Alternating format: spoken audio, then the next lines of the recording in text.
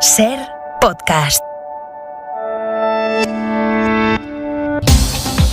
La vacunación avanza en España a buen ritmo, pero sus efectos tardarán meses en llegar. La amenaza de la cuarta ola es más incipiente y la solución inmediata y casi irremediable sigue estando en las restricciones. De momento, más cierres. A la espera del efecto de la Semana Santa, la nueva ola de contagios se eleva lentamente, sin dar tregua a los hospitales, que es lo que más preocupa a día de hoy a De la Molina. Los pacientes COVID ingresados en las UCI superaron ayer los 2.000. Según los datos de Sanidad, son una veintena más que el día anterior. Una de cada 5 camas de cuidados intensivos está ya ocupada por uno de estos pacientes, aunque hay comunidades con porcentajes mucho más altos, como Madrid con un 38% de ocupación o Cataluña con un 37%. En planta, sin embargo, el número de ingresados ha caído ligeramente, medio centenar, hasta los 9.412 pacientes. Sanidad añadió ayer 8.800 nuevos contagios, 5.300 del día anterior, de los que un tercio se registraron únicamente en Madrid.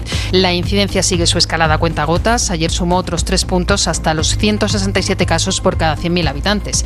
A la cifra de fallecidos se añadieron otras 126 personas. La cifra total de muertos supera los 76.000 en España. Estas cifras, esa presión en los hospitales, obliga, por ejemplo, a Cataluña a volver al cierre comarcal, el mismo que se había levantado justo antes de Semana Santa. Barcelona, Sergi López, buen día. Buen día. A partir de esta medianoche no se puede entrar ni salir de la comarca, salvo casos justificados. El motivo es claro, no paran de aumentar las hospitalizaciones de enfermos, tanto en planta como en UCI. La Generalitat ya habla de cuarta oleada después de que en solo 5 días haya crecido en 300 el número de personas ingresadas en los hospitales. Además, los positivos que detectan las pruebas llega al 7,5%, similar al porcentaje que se registraba tras la Navidad en enero. Cierres como estos son los que difícilmente podrán imponer las comunidades a partir del 9 de mayo, si finalmente el Gobierno, como quiere, no solicita una prórroga al estado de alarma. Pablo Morán, buenos días. Hola Ángeles, muy buenos días. Cunde el vértigo en las comunidades que tendrán que tomar decisiones contra el virus a partir de esa fecha,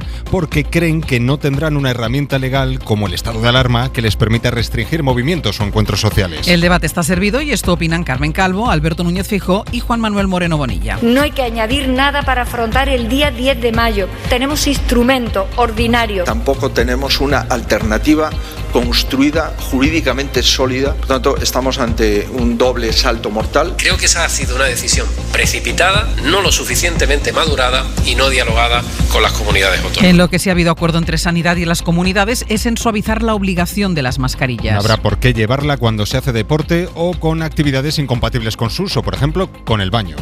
Y después de batir un nuevo récord de vacunación, España continúa hoy administrando dosis también de AstraZeneca, pero con cambios. Se suspende su uso para menores de 60 años. Se suspende después de que la Agencia Europea del Medicamento haya reconocido la posibilidad de trombos con esa vacuna. Son casos muy raros, precisa la agencia, con una mortalidad mínima de un fallecido por cada 1.000.000 de vacunados. Aún así, creen que los beneficios son mayores que los riesgos y recomienda seguir usándola. La pregunta ahora es qué pasa con aquellos menores de 60 años que están esperando la segunda dosis de AstraZeneca, y para eso de momento no hay respuesta. Carolina Darias. Que está por determinar. Estamos pendientes de ver algunos estudios que pudieran, desde la evidencia científica, avalar la administración bien de una segunda dosis con otra vacuna, y también la posibilidad, que hay que valorarla, de que conforme la ficha técnica de la propia vacuna de AstraZeneca establece un porcentaje del 70% solo con la primera dosis. En Madrid, Isabel Díaz Ayuso trata de rebajar la polémica por su tanteo en la compra de la vacuna rusa. No vale todo en campaña y desde luego la epidemia no debería ser en ningún momento un arma arrojadiza. Esto decía la candidata popular antes de utilizar la vacuna como arma arrojadiza contra el gobierno. El presidente del gobierno o miente o está ocultando datos. Aunque lo más relevante de las últimas horas en la precampaña madrileña es la foto que Vox buscaba y consiguió en Vallecas. La foto de los disturbios entre partidarios y detractores de Vox, que terminó con la intervención de la policía y con la reacción del resto de candidaturas a la presidencia madrileña. Informa Javier Carrera, buenos días. ¿Qué tal? Buenos días. Mostraba Ayuso su apoyo directo a Vox ante los ataques intolerables, escribía, señalando a lo que denomina como extrema izquierda, mientras su líder Pablo Casado prefería condenar toda la violencia contra cualquier partido y también contra la prensa. Por Ciudadanos, Arrimadas calificaba las imágenes de vergüenza y ya en el bloque de la izquierda, Gabilondo fondo, sin citar a Vox, hablaba de un extremismo que se alimenta de extremismos. Íñigo Errejón cuestionaba la delegación del gobierno preguntándose si habría diferencia con el PP, mientras Pablo Iglesias señala directamente a los de Abascal. Vox seguirá haciendo apología del terrorismo y lo hará, escribía el ex vicepresidente, con el apoyo del PP. Es jueves, es 8 de abril. Sonia Palomino, buenos días. Buenos días, Ángel. Me decías que si Netflix se queda sin ideas para una nueva serie, ¿igual puede irse a Murcia? Pues sí, porque desde luego a los creadores de series no les van a faltar ideas con la supertrama del gobierno murciano. Reconozco que es un asunto que me tiene perpleja. Te digo que a mí también, y creo que no es para menos. Es que para los que no se hayan enterado, porque esto pasó ayer por la tarde, uno de los concejales tránsfugas de Ciudadanos, que abandonó el partido para permitir que el Partido Popular siguiera gobernando tras la moción de censura, ha dimitido. Francisco Álvarez, así se llama este exdiputado de Ciudadanos, se había convertido en consejero de empleo del gobierno del popular López Miras. Llevaba apenas 3 semanas en el cargo y ahora renuncia, atención, para convertirse en portavoz parlamentario de Ciudadanos. Espera, por aclarar. Se fue de Ciudadanos, pero ahora vuelve para ser portavoz de Ciudadanos. Sí, esto tiene una explicación, porque con esta maniobra lo que hace Álvarez es tomar el control del partido del que fue expulsado tras la moción y tendrá también presencia en la Junta de Portavoces, que es clave porque este órgano de gobierno es el que tiene la función de establecer la actividad que se desarrolla cada semana en la Cámara. Así que la operación casi que le sale redonda. Como mínimo, para un par de capítulos, para una miniserie, da lo que está pasando en Murcia. Y hoy empiezan a llegar las lluvias que nos van a acompañar el fin de semana. Sí, sobre todo en zonas del interior de la península, en Castilla y León y el norte de Andalucía, las temperaturas se mantendrán parecidas a las de ayer. Hablábamos en la portada de la decisión de Sanidad de poner la vacuna de AstraZeneca solo a los mayores de 60 años. España, pero también otros países de nuestro entorno están tomando decisiones de este tipo con una excesiva prudencia frente a lo que dicen los expertos, Sonia. Que insisten en que el porcentaje de trombos entre la población vacunada es muy pequeño. Coinciden con lo que dijo ayer la Agencia Europea del Medicamento. La vacuna es segura y son más sus beneficios que sus perjuicios. Sonia Ballesteros. Total unanimidad de la comunidad científica y médica con la decisión de la Agencia Europea del Medicamento. Hay que seguir vacunando con AstraZeneca, dicen. Las tromboembolias son efectos secundarios rarísimos que solo han afectado a un grupo muy concreto de población, por lo que el epidemiólogo López Acuña añade: este efecto secundario no está afectando a hombres, lo cual permite perfectamente concentrar la aplicación de la vacuna AstraZeneca, si se quiere, en hombres y además en personas mayores de 60 años, indistintamente y sin restricciones. El doctor Martínez Olmos, experto en salud pública, envía un mensaje tranquilizador. Hay que decir que esta vacuna es una de las vacunas más observadas de la historia, porque todas las miradas de evaluación están puestas sobre esta vacuna, también sobre las otras vacunas de la COVID-19. Médicos y científicos insisten en que debe haber una directiva única y no política sobre AstraZeneca para toda Europa. Antes de que a última hora de la noche saltara la decisión de Sanidad sobre AstraZeneca, la noticia de la vacunación era el récord que ha registrado España. Este martes, 336.000 personas han recibido una dosis de la vacuna. Nicolás Castellano. Esas 336.000 vacunas inoculadas que se añaden al informe del Ministerio de Sanidad suponen un nuevo récord de vacunación en 24 horas en nuestro país. En total, 9.357.847 vacunas ya administradas y de ellas casi cerca de 3 millones, exactamente 2.941.000 personas con la pauta completa, con las 2 dosis. Hay casi 6,5 millones de españoles con al menos una de las dosis contra el coronavirus ya inyectadas. Rioja, Andalucía y la Comunidad Valenciana siguen destacando en el porcentaje de vacunación con respecto a las dosis recibidas. La estrategia de la presidenta madrileña Isabel Díaz Ayuso de buscar en Rusia vacunas no avaladas todavía por la Unión Europea le ha salido regular. Lo primero por eso, porque la Sputnik aún no tiene el aval científico necesario, y lo segundo porque su maniobra no ha sentado nada bien al resto de comunidades, ni siquiera las gobernadas por su partido. Ayuso, de hecho, ha tenido que matizar. Al final, simplemente se recibe esta empresa, se están buscando soluciones y jamás tomaríamos una medida al margen de la legalidad, de las instituciones sanitarias, etcétera. Eso es una cuestión sin sentido y se le está dando una importancia, a mi juicio, que solo tiene la motivación electoral detrás, como todo lo que ocurre con Madrid. Motivación electoral, decía Ayuso, pero su compañero, el presidente gallego Núñez Feijóo, decía esto. Hay 2 criterios básicos. El primero es que no se pueden comprar vacunas que no estén autorizadas por la Agencia Europea del Medicamento, es el primer criterio.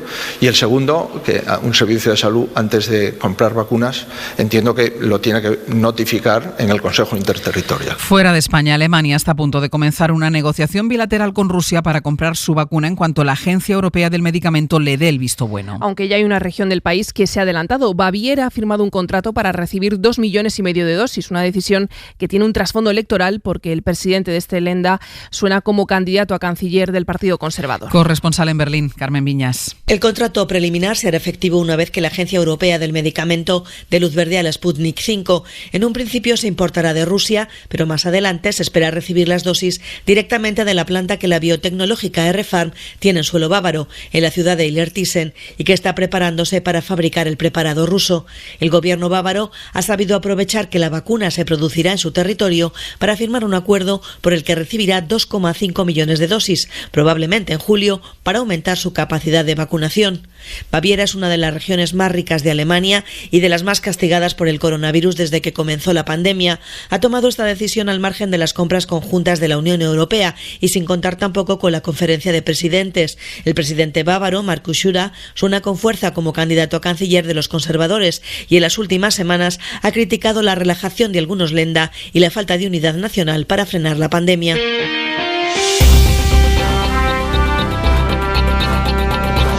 Sobre la evolución de la pandemia, la incidencia sigue escalando lentamente. Madrid, que es la segunda comunidad con más incidencia de toda España, acumula el 45% de los nuevos contagios de las últimas 24 horas. Preocupa ya la ocupación de camas en los hospitales. Radio Madrid, Laura Gutiérrez. Sí, Madrid aporta casi la mitad de los contagios de todo el país en el último día con un nuevo repunte de positivos, 2.946 nuevos contagios, 300 más que un día antes, y la incidencia acumulada supera ya los 300 casos por cada 100.000 habitantes. Ha subido más de 10 puntos en solo un día. Madrid sigue siendo la cuarta región con mayor incidencia de casos y casi dobla la media nacional. Los datos hospitalarios, además, tampoco envían señales optimistas. Vuelven a hacer crecer los ingresos. Hay casi ya 2.000 pacientes en planta y más de 450 en las UCIs, con un 38% de camas de críticos ocupadas frente a la media nacional, que se sitúa en un 20%. Bueno, pues a pesar de esos datos, Madrid no se plantea ampliar las restricciones. Sí lo hace Cataluña por el aumento de enfermos en UCI que obliga a recuperar el cierre comarcal. Empezará mañana y se extenderá al menos hasta el 19 de abril. Y en Navarra, el Gobierno ha decidido extender 2 semanas más las restricciones de Semana Santa. Pamplona, Fernando Nieto, buenos días. Buenos días y al menos hasta el 22 de abril, 15 días más con cierre perimetral de la comunidad, con clausura de los interiores de la hostelería, reducción de aforos en el comercio y restricciones también a las reuniones, incluso en el ámbito privado. Seguimos con la mayor incidencia en 14 días por comunidades. Hoy vuelven a crecer algo los positivos, 209 contagios, y un pueblo más de la ribera del sur de Navarra se une a los que ya tienen cierre del término municipal. Cadreita, localidad de unos 2.000 habitantes que se une a Milagro y Arguedas. Y las consecuencias: aumentan los ingresos hospitalarios, 17 más en la última jornada. Continúa en la audiencia de Barcelona el juicio por la violación grupal contra una joven en Sabadell cuando solo tenía 18 años. El fiscal, que en el interrogatorio la chica fue muy duro, ha terminado dando credibilidad a su relato. Mantiene además la petición de 40 años de cárcel para los acusados, que aseguran que las relaciones fueron consentidas. Radio Barcelona, Sergi López. El fiscal no ha pedido perdón por el duro trato que dio a la víctima en la primera jornada del juicio, pero sí que ha defendido el relato que hizo la víctima y que califica de consistente. Un relato consistente, uniforme, se ha mantenido invariable, no solo respecto a sus declaraciones. Por su parte, 2 de los acusados dicen que no estuvieron en el lugar de los hechos, un tercero dice que llegó a las 8 de la mañana, cuando ya había pasado todo, y el cuarto, considerado autor material... Nos hemos besado, nos hemos quitado la ropa.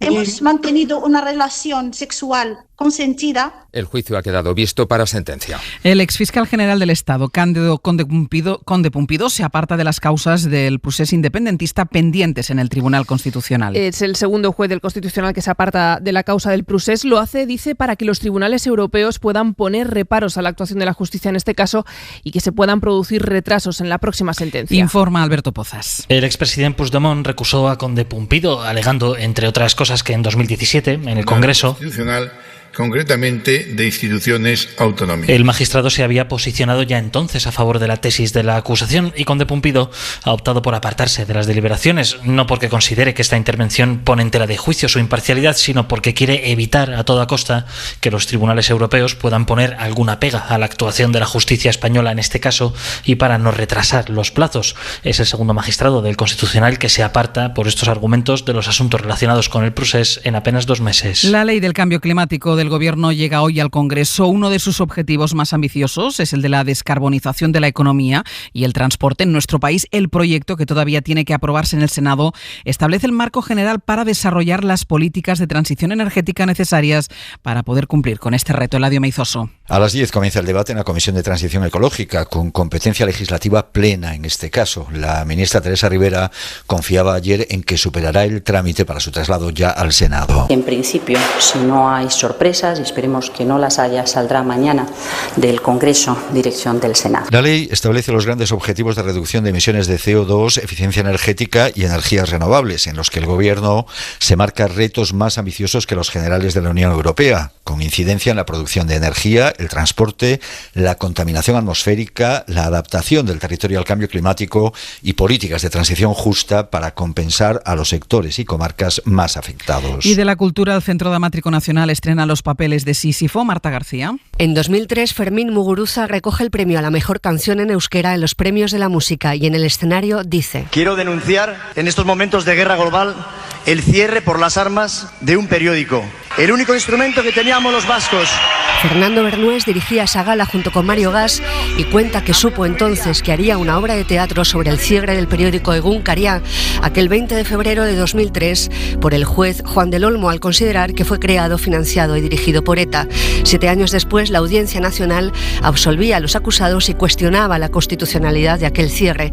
La obra llega al Centro Dramático Nacional con el nombre de Los papeles de Sísifo. Desdibuja los límites entre el ejercicio profesional del periodismo, y de la acción policial, donde la entrevista y el interrogatorio se diluyen, y conceptualmente nos abre un mundo sobre una reflexión sobre la ética de la información y de la praxis también judicial. Dice Bernués que la obra quiere ser un homenaje al periodismo libre y comprometido. Hoy por hoy, con Ángeles Barceló. A veces resulta insoportablemente duro asomarse a realidades de nuestro mundo que permanecen invisibles a nuestros ojos y a nuestros análisis hasta que alguien o algo llama nuestra atención. ¿Me puede ayudar? ¿Qué pasó? Es que yo venía con un grupo de personas y me dejaron botar y no sé dónde están. Es lo que ha ocurrido con este vídeo de un niño abandonado en el desierto de Texas después de cruzar la frontera entre Estados Unidos y México. Un vídeo que se ha hecho viral en internet. El pequeño es nicaragüense, solo tiene 10 años y es un agente de aduanas el que se lo encuentra caminando solo por el desierto. ¿No vienes con mami o con papi o con nadie? ¿Ah? ¿Vienes con tu mamá o tu papá? Nadie. Yo venía en un grupo que venía de entrega con usted y al final me dejaron botar y venía aquí a pedir auxilio. ¿Te dejaron botado y te dijeron que vinieras a pedir auxilio? No, yo vengo porque si no, ¿para dónde me voy a ir? Ahora está en un centro de detención de Donna, en Texas, y se encuentra bien, pero hay muchísimos menores más como él cruzando la frontera. Esta misma semana, en esa frontera, se rescató a 2 pequeños de solo 5 y 6 años. En marzo cruzaron esa frontera al menos 171.000 personas, algo más de un 10% eran menores no acompañados. Desde esa frontera, desde la casa de acogida El Saltillo, en el lado mexicano, nos contaban esto hace unos días en Punto de Fuga. Vienen muy desorientados y desorientadas, con la ilusión de llegar a Estados Unidos.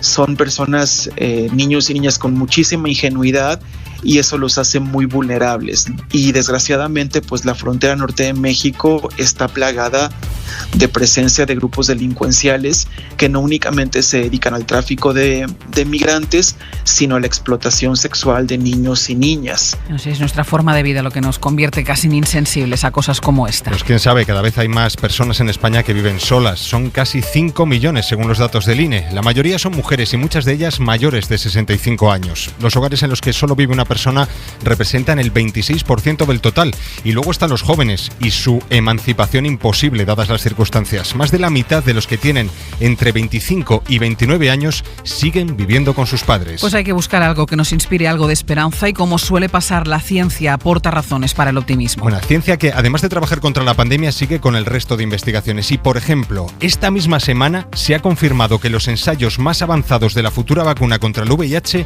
brindan ya una protección frente a ese virus del 97%. Es una vacuna que se ha desarrollado aplicando la experiencia contra la COVID.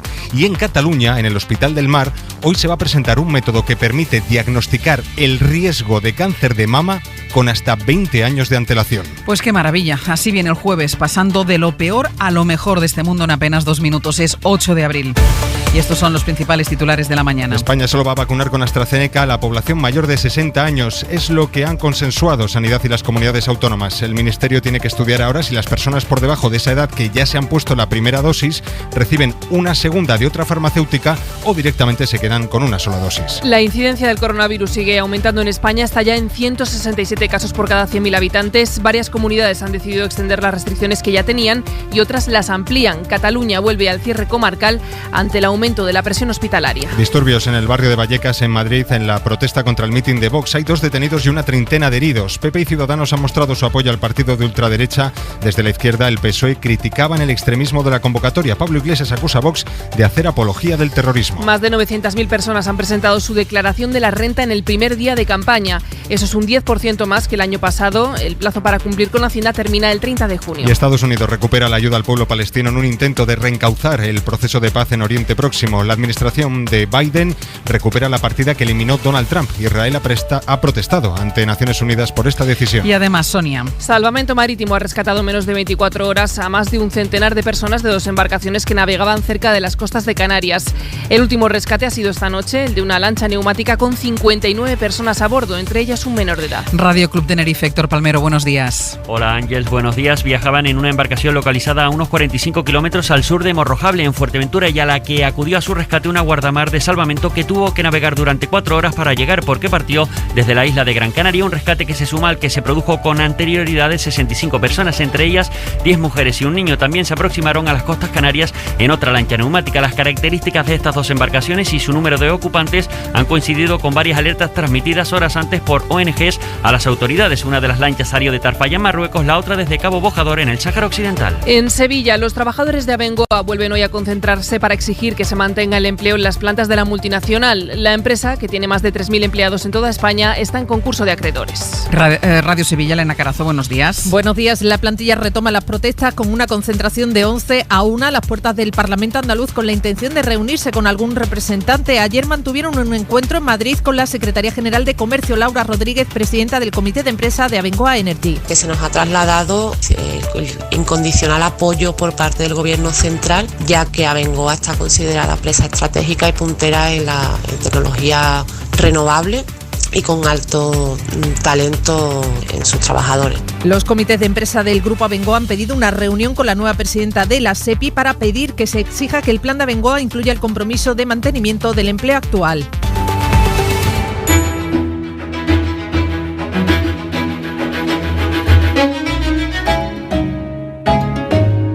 Es la hora de nuestro repaso a la prensa con Pedro, con Sonia y con Pablo. Es noticia de la noche, pero que ya recogen todos los periódicos, recoge toda la prensa, la decisión sobre la vacuna de AstraZeneca, Pedro. Es de lo que habla todo el mundo en este país, es de lo que hablan todas las portadas en este país. La decisión tomada anoche en el Consejo Interterritorial, dice La Razón, de hecho, lo califica como el fiasco de AstraZeneca, dinamita el plan de vacunas. A veces lo ve así, Sanidad recomienda en la práctica no vacunar con AstraZeneca. El resto de los titulares son, digamos, más informativos, más descriptivos. En cuanto a los editoriales, es necesario establecer estrategias con prudencia, escribe El País en el editorial de hoy, coordinadas entre los países y claras para evitar que se propague el miedo. La prioridad, dice este periódico, El País, debe ser ahora aclarar qué mecanismos producen los trombos, porque solo de esa manera se van a poder establecer criterios de exclusión en el uso de la vacuna. El ABC cree, lo dice en su editorial, que el miedo se extiende sin contención. ABC acusa al gobierno de provocar un desmadre en el plan de vacunación y le reprocha que anoche cambiara de criterio, como si no hubiese mediado una posición de la Agencia Europea del Medicamento. Esto no lo dice ABC, esto lo apunto yo por si se nos olvida. El Mundo se lo hace venir bien para acabar acusando al gobierno de provocar inseguridad en torno a la vacuna al decidir nuevos límites para su uso que, dice, derivarán en un escenario incierto en una España de taifas sanitarias. Y en medio de esta incertidumbre, añade El Mundo en su editorial, Sánchez ha decidido marcharse a Angola, dejando el problema en manos de otros. Y el otro gran asunto en la prensa hoy relacionado con la pandemia es la bronca provocada por la intención de Sánchez de levantar levantar el estado de alarma. ABC acusa al presidente de no haber pensado una alternativa legal al estado de alarma.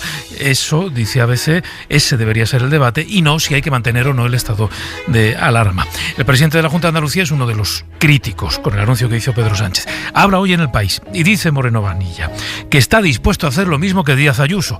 En fin, está bien que las cosas queden claras. Y negociar por su cuenta, al margen de Europa y del Consejo Interterritorial, por tanto, la compra de vacunas. Dice Moreno Bonilla, si Europa falla, iré al mercado. Pues sobre ese miedo del que habla la prensa y que nos contaba Pedro, escribe hoy en su tribuna Javier San Pedro. Dice que efectivamente habrá mucha gente que hoy se va a quedar con esos posibles vínculos entre la vacuna de AstraZeneca y los trombos. Se van a quedar incluso solamente con lo de los vínculos a secas, que van a hacer más caso a su estómago que a la razón que da la Agencia Europea del Medicamento, y que, bueno, que el miedo es libre. Vivimos, dice San Pedro, en tiempos de mensajes cortos y doctrinas de poco seso y mucho decibelio. No es el entorno más permeable a la razón que cabe imaginar, pero si se trata de dar un mensaje breve, ninguno mejor que este: vacúnense, dice San Pedro. Fuera de España, las dudas sobre AstraZeneca preocupan sobre todo en Reino Unido, el país que produce esta vacuna. Así que Boris Johnson está haciendo todo lo posible por salvar su reputación. Cuenta el Times que todo el gobierno británico se va a embarcar en una campaña mediática para convencer a la población de que siga vacunándose, insistiendo sobre todo en que los casos de trombos son minoritarios. La República en Italia cuenta la tensísima reunión que tuvieron el gobierno y los líderes regionales. Al principio nos dijisteis que AstraZeneca no se podía administrar a los ancianos, luego que era bueno para todos, ahora que no se puede inyectar a menores de 60. ¿Cómo vamos a explicar todo esto a nuestros ciudadanos? Esto es lo que cuenta este periódico. Han trasladado al gobierno los dirigentes territoriales. The Guardian se hace eco de la noticia de esta madrugada en Japón. El país asiático ha decidido priorizar la vacunación de sus deportistas olímpicos. Y claro, es una decisión polémica porque este país va muy retrasado con la vacunación. Apenas ha vacunado a 1 millón de personas y los japoneses se quejan porque se ponga a los deportistas por delante de los ancianos o de los médicos. Y precampaña en Madrid, sobre todo con los altercados en Vallecas en el mitin de Vox. Sí, una patada, un voto. Esto que podría ser un lema, una especie de eslogan incluso de Vox, es uno de los titulares de la portada de La Razón. Una patada, un voto. Y lo ilustra con dos imágenes. En la de arriba se ve a Abascal hablando, encima del estrado, y debajo los manifestantes se enfrentan a patadas con los escudos de la policía. Una imagen parecida también en la portada de El Mundo. La Razón asegura que en las filas de Podemos están encantados con que Abascal visite esos barrios porque, esta es la frase que destaca La Razón, la leña Abascal mueve a la izquierda. Y en el Confidencial cuentan que el plan de centro de Gabilondo está atascado y que en el PSOE asumen que no está consiguiendo atraer a un número significativo de votantes de Ciudadanos. Vamos ya con la actualidad deportiva. Pacojo, buenos días. Buenos días, Ángeles. Ayer segunda parte de la primera parte que se llevó la Real Sociedad. Ayer volvieron a jugar el Athletic de Bilbao, la Real Sociedad. Se repitió en Liga el partido de la final de Copa. Sí, parece la parte contratante de la primera parte. El llamado derbi del pasillo tuvo pasillo. Después del título de Copa había sido alimentado el rumor de que el Athletic no lo haría. Bueno, al final hubo el gesto deportivo que todos esperábamos y punto. Y punto es lo que se llevan cada uno. Real Sociedad 1, Athletic de Bilbao 1. Todo pasó al final. 0-1 del Athletic con gol de Villalibre de cabeza en el 85. Y cuando parecía el partido resuelto, pues un balón colgado al segundo palo de Roberto López. Mide mal Unai Simón, muy mal. E incomprensiblemente el balón entra con rosquita para el empate a 1. Ahora la Real queda a 8 de Champions. El Atlético 10º, y la noticia es que por primera vez desde el comienzo de la temporada, a 8 de abril, todos los partidos o todos los equipos de primera división tienen los mismos partidos. Así que bueno, por fin ya estamos en una liga simétrica, aunque bastante es para la que está cayendo con la pandemia. Todos al día, 8 de abril, sí. Y hemos conseguido que todos hayan jugado los mismos partidos. Nos ha costado, Pacojo, nos ha costado. Sí. Oye, una cosa, ¿seguirá siendo Bilbao la sede de la selección en la Eurocopa de fútbol? Porque parece que es prácticamente imposible que vaya a haber público en la grada. Sí, ayer se filtraba la opción de llegar a 13.000 espectadores por parte del gobierno vasco, pero sujeto a unas cifras mínimas de incidencia de la pandemia en España y en Euskadi. Por la noche la federación se desmarcó del acuerdo y dijo que las condiciones del gobierno vasco eran 7, entre ellas que el 60% de los españoles estén vacunados a 14 de junio, cuando empiezan a jugarse los partidos, y que la ocupación de la UCI sea 2%. El caso es que la federación ahora es muy pesimista respecto a la sede y que España va a conocer en cuestión de 24 horas como tarde dónde juega sus encuentros de la primera fase de la Eurocopa. Y añado yo que es alucinante que en medio de una pandemia la presencia del público sea un factor decisivo para dar una sede, que es como si la UEFA presionara de alguna forma a los responsables de sanidad de cada país diciendo, cuidado, que aquí estoy yo.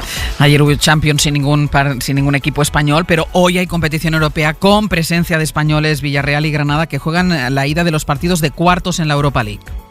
y tienen rivales de nivelazo el del Granada, que juega contra el Manchester United, es decir, un campeón de Champions en 3 ocasiones, una Liga Europa y 20 títulos de Premier. Y entre tanto el Villarreal juega en Croacia ante el Dinamo de Zagreb, que tiene menos cartel que el United, pero que no se fía un pelo Unai Emery y hace bien. Y ya que nombrabas lo de Europa, bueno, ayer hubo un partidazo entre el Bayern y el Paris Saint-Germain, 2-3, ganaron los visitantes, 2 goles de Mbappé en medio de la nieve, un recital ofensivo local que rozó los 20 corners, y en la otra eliminatoria Oporto 0, Chelsea 2. Partidazo, Pacojo, muchísimas gracias. Un beso, chao. Un beso. En la cadena SER, Hoy por Hoy, con Ángeles Barceló. Marco Antonio Aguirre, buenos días. Buenos días, Ángeles, y buenos días a todos. ¿Cuántas veces habremos dicho a alguien durante este año eso de cuando esto termine, nos veremos? En cuanto se pueda, quedamos. Francisca, buenos días. Buenos días. Usted tiene el récord en España de decir eso, ¿no? Sí, señor. ¿Cuántas veces lo ha dicho? Desde que empezó esto, lo he dicho 27.420 veces. Madre de Dios.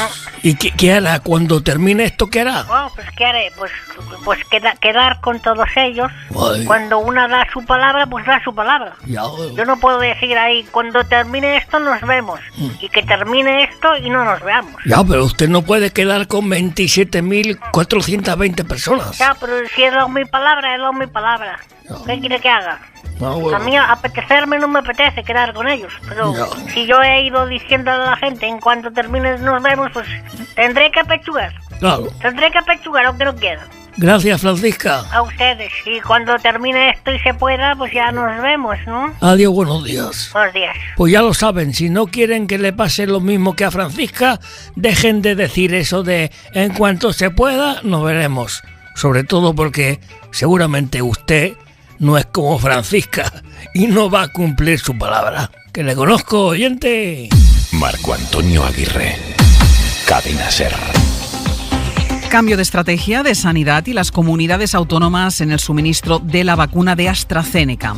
A pesar de que la Agencia Europea del Medicamento insiste en que los beneficios de la vacuna son muy superiores a los riesgos en forma de trombos que en algunos casos muy raros y como certificó la EMA sí pueden estar vinculados al suministro de la vacuna, en España se da un pasito para atrás y de momento se limita esta vacuna a la franja de mayores de 60 años. Los menores de esa edad, los menores de 60 por ahora no la van a recibir. Es lógica la prudencia, pero debería ir acompañada de una buena dosis de pedagogía, sobre todo porque tras la resolución de la Agencia Europea del Medicamento, los ministros europeos de Sanidad no fueron capaces de consensuar una estrategia conjunta e incluso aquí en España, en el Consejo Interterritorial, hubo alguna comunidad que no quiso avalar el cambio de estrategia. Si hay una resolución de la Agencia Europea, la reacción a esta resolución debería ser la misma para todos, para no generar recelos entre aquellos que van a recibir esta vacuna.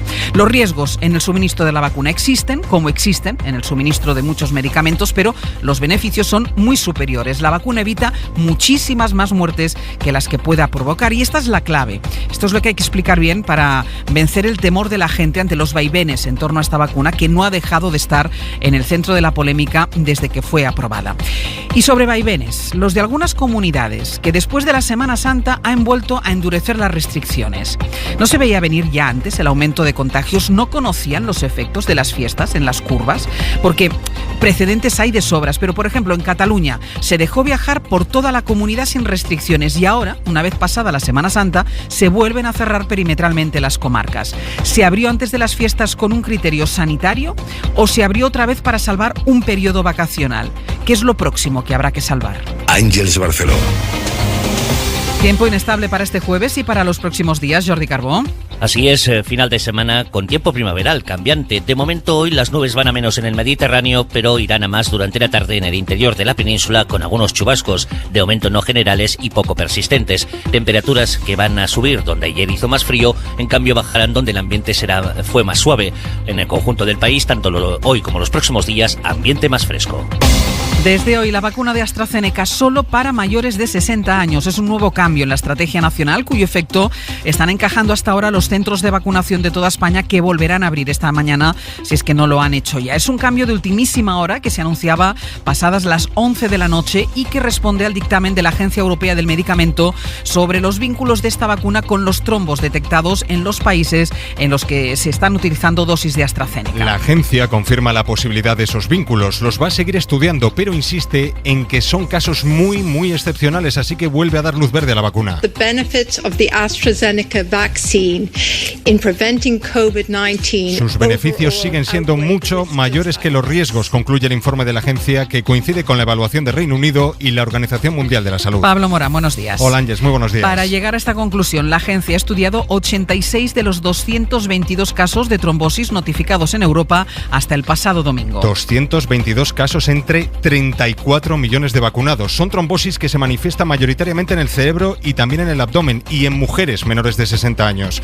Solo 18 casos de los estudiados acabaron en muerte, lo que arroja un riesgo mortal ínfimo de menos de un fallecido por cada millón de vacunados. Es más, la directora de la agencia, Emer Cook, afirma que esta vacuna está salvando vidas y recomienda su uso mientras siguen investigando los trombos que comparan con efectos secundarios igual de extraordinarios que se han llegado a producir con otros productos, con la heparina, por ejemplo, que es otro fármaco anticoagulante. Y con este dictamen, Mariola Lourido, buenos días. Buenos días, Ángeles. Sanidad y las comunidades vuelven a cambiar la estrategia nacional. De momento, esta vacuna de AstraZeneca no se usará con los más jóvenes. Se suspende la vacunación con AstraZeneca para los menores de 60 años por el principio de precaución, después de que el informe de la Agencia Europea del Medicamento confirmase los trombos graves por debajo de esa edad como uno de los efectos adversos raros de la vacuna, que tendrán que ser ahora incluidos en el prospecto. En España han aparecido 12 casos. El acuerdo fue respaldado ayer en el Consejo Interterritorial por una amplia mayoría de las comunidades autónomas, excepto 3, Madrid, que lo rechazó porque considera que la decisión no está basada en las conclusiones de los expertos de la Agencia Europea, y el País Vasco y Ceuta se abstuvieron. De momento, la vacuna de AstraZeneca solo se pondrá al tramo de edad entre 60 y 65 años, a la espera de lo que determine hoy la Comisión de Salud Pública. Este organismo, donde están los técnicos del Ministerio y los directores generales autonómicos, va a evaluar si se inmuniza también a los mayores de 65 y se elimina este tope de edad establecido ahora mismo. Mariola, en España se han usado ya algo más de 2 millones de dosis de esta vacuna de AstraZeneca, y algunos están pendientes de recibir la segunda dosis. ¿Qué va a pasar con ellos? Pues está por ver. Hay dos opciones: o bien se les pone la segunda inyección de otra marca, de otra farmacéutica, o se quedan con una sola dosis porque ya tienen una protección del 70% frente al virus. Dice Sanidad que la decisión será de ámbito europeo. Y lo primero que van a hacer hoy, Ángeles, las comunidades autónomas es desconvocar a los menores de 60 años que tenían cita ya para vacunarse. Son fundamentalmente los trabajadores esenciales que quedaban por inmunizar, como policías, docentes o personal sanitario de segunda línea. Esta vacuna volverá a administrarse también hoy en Castilla y León. Nos hemos enterado ahora mismo, hijo, ¿qué va a hacer? Pues es que no hay nadie, o sea, hay un cartel solo que pone que hoy no se vacuna. Esta es la desagradable sorpresa que se encontraron ayer los citados en el Centro Miguel Delibes de Valladolid para recibir su dosis, su vacuna. La Junta había suspendido su uso general antes incluso del dictamen de Europa. Y también ha rectificado esa decisión a última hora de la noche. Valladolid, Mario Alejandre, buenos días. Buenos días. En una declaración grabada, sin atender preguntas evidentemente, la consejera de Sanidad anunciaba que en las próximas horas retomarán las vacunaciones masivas con los criterios aprobados en el interterritorial, que por cierto son los que en parte ya estaba aplicando el gobierno de Castilla y León antes de su último arrebato de política unilateral. Desde hace una semana ha estado citando a quienes tienen 65 años y ha habido extendido el proceso hasta los de 63. La Junta ha justificado su decisión en la prudencia, pero lo cierto es que antes de la Semana Santa miles de profesores, por ejemplo, sin distinciones de edad, habían recibido ya una dosis de la vacuna de AstraZeneca. Hay otros países que han hecho como España, Italia o Bélgica, también han cambiado sus planes después de leer el dictamen sobre la vacuna de AstraZeneca. Corresponsal Griselda Pastor, buenos días. Hola, muy buenos días. Cambian también los planes de la Comisión en general, no solo por este enredo con AstraZeneca, sino por todo lo que está afectando a las vacunas en las últimas horas. No, los planes no han cambiado porque la agencia, a pesar de aceptar por primera vez que hay un problema con AstraZeneca, ha precisado que es un problema tan pequeño, según la directora general, que los beneficios de esta vacuna siguen siendo muy superiores a sus riesgos. Y dicho esto, la Comisión sigue contando con AstraZeneca AstraZeneca y esperando, claro, que facilite las dosis prometidas en el tiempo pensado, porque son 300 millones o podrían llegar a 370, ha dicho Eric Mamer esta noche en Hora 25, incluso en este segundo trimestre, para garantizar que se puede vacunar a todo el mundo, los millones de dosis del total de la cesta pactada por la Comisión Europea con varias farmacéuticas. Ahora el problema es que son varias las comunidades que empiezan a dudar. De momento no ha habido posición común entre ministros de Sanidad. Han estado analizando, dice la nota, las distintas versiones que cada uno interpreta de las conclusiones que ha sacado la agencia, y además de momento hay algunas regiones, como es el caso de Baviera, que han optado por llegar a un acuerdo privado con Rusia para intentar comprar la vacuna Sputnik cuando esté aprobada. Hasta luego, Griselda. Buenos días. Y desde Reino Unido, ¿dónde está el origen de esta vacuna? Boris Johnson asegura que la vacuna de AstraZeneca es segura, es eficaz y ha salvado miles de vidas, pero ofrecerán allí otra dosis alternativa a los menores de 30 años.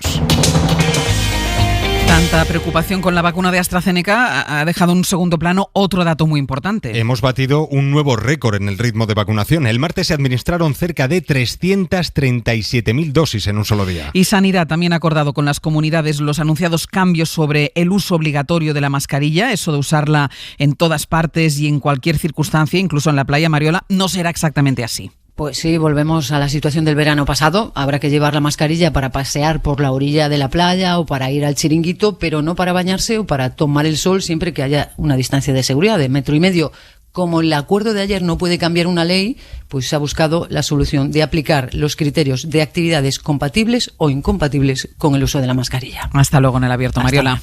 Y luego está el otro frente, el debate sobre el fin del estado de alarma, anunciado por Pedro Sánchez. Un debate que enfrenta al gobierno con las comunidades por la cobertura legal de la que dispondrán a partir del 9 de mayo para actuar e imponer medidas frente al virus. Óscar García, buenos días. ¿Qué tal, Ángeles? Buenos días. Y las comunidades del PP en bloque se quejan. Creo que esa ha sido una decisión precipitada, no lo suficientemente madurada y no dialogada con las comunidades autónomas. Y a partir de ahí piensan que sin estado de alarma se van a quedar sin red legal. Núñez Feijóo. Tampoco tenemos una alternativa construida, jurídicamente sólida. Por tanto, estamos ante un doble salto mortal. Pero no solo las comunidades del PP, también en Castilla-La Mancha hay dudas. Blanca Fernández, portavoz del Gobierno. Pues esa incertidumbre de no saber si podemos limitar derechos fundamentales. La Moncloa, mientras, trata de tranquilizar a las comunidades. Carmen Calvo. No hay que añadir nada para afrontar el día 10 de mayo. Y así lo ven regiones como Extremadura, Valencia o Cantabria. La población ya exige empezar a respirar un poco y la economía que empiece a tirar. Otras comunidades como Cataluña o Navarra esperan que se actúe en función de los datos que haya cuando nos acerquemos al 9 de mayo. Hasta entonces hay que capear el ascenso de la cuarta ola de contagios que avanza, lenta, pero avanza. La incidencia subió ayer 3 puntos más, hasta los 167 casos por cada 100.000 habitantes, pero es que hay territorios como Navarra, Madrid, Ceuta o Melilla donde superan los 300 casos. Sanidad reconoce que preocupa, sobre todo, la ocupación hospitalaria. 1 de cada 5 camas de la UCI están ocupadas por pacientes COVID. En Madrid esa ocupación es del 38%. En Cataluña del 37%. Y esos datos han llevado a Cataluña a volver a imponer el cierre comarcal. Va a ser a partir del viernes, rectificando la decisión de levantar ese cierre por comarcas justo antes de la Semana Santa. La alcaldesa de Barcelona reclama más precisión en esa medida. A la ciutat de Barcelona clarament ha de ser d'àmbit metropolità. No es pot repetir un Ada Colau piensa que o pide un cierre metropolitano para Barcelona al entender que el comarcal presenta más riesgos para la ciudad por su alta densidad de población. Y en Madrid, a pesar de esa alta incidencia del virus que señalábamos, se sigue hablando del tanteo de Isabel Díaz Ayuso con la vacuna Sputnik. Y no todos en el PP avalan la estrategia de la candidata madrileña, como sí ha hecho Génova. Alberto Núñez Feijóo se desmarca. Hay 2 criterios básicos. El primero es que no se pueden comprar vacunas que no estén autorizadas por la Agencia Europea del Medicamento, es el primer criterio. Y el segundo, que un servicio de salud, antes de comprar vacunas, entiendo que lo tiene que notificar en el Consejo Interterritorial.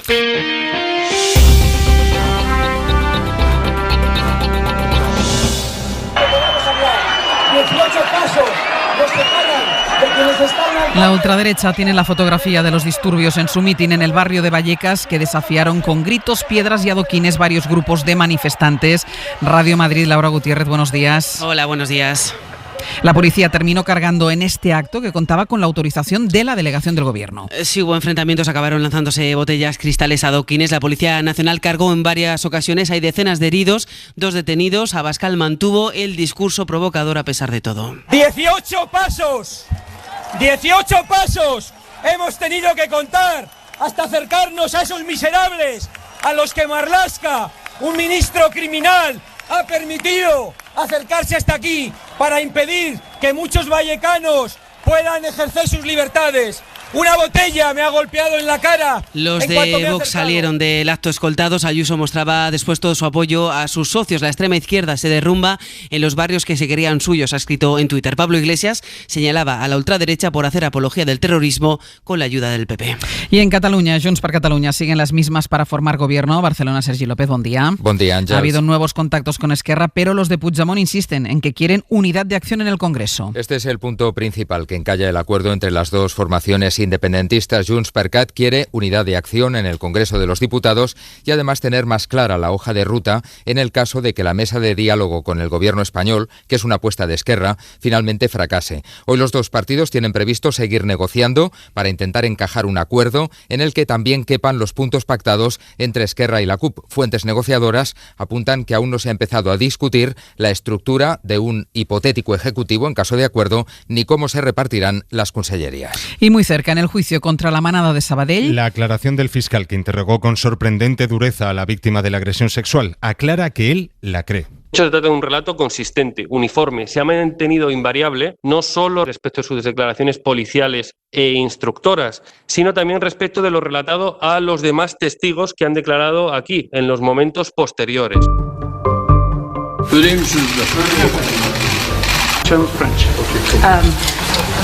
Este es el momento del desplante que irrita en Bruselas. Es el embarazoso momento en el que el presidente turco Erdogan y el presidente del Consejo Europeo, Charles Michel, dejan a Ursula von der Leyen un asiento secundario en una recepción que tuvo lugar el martes. Michel lamentaba anoche la polémica, aunque ya veremos si sirve para apagarla. Decía el presidente del Consejo Europeo que este desplante fue penoso y lamentable y que le entristece el trato diferenciado que recibió von der Leyen por parte de las autoridades turcas. Enseguida nos cuenta más Griselda a partir de las 8:30. Y desde Estados Unidos, otro movimiento relevante de Joe Biden. El presidente recupera la ayuda norteamericana al pueblo palestino en un intento de reencauzar el proceso de paz en Oriente Próximo. Corresponsal Marta del Vado. Estados Unidos va a destinar 150 millones de dólares a través de la UNRWA, la Agencia de la ONU para los Refugiados Palestinos, que se suman a 75 millones para asistencia en las zonas ocupadas de Gaza y Cisjordania y 10 millones más para la consolidación de la paz, que gestionará a través del USAID, la Agencia Estadounidense para el Desarrollo.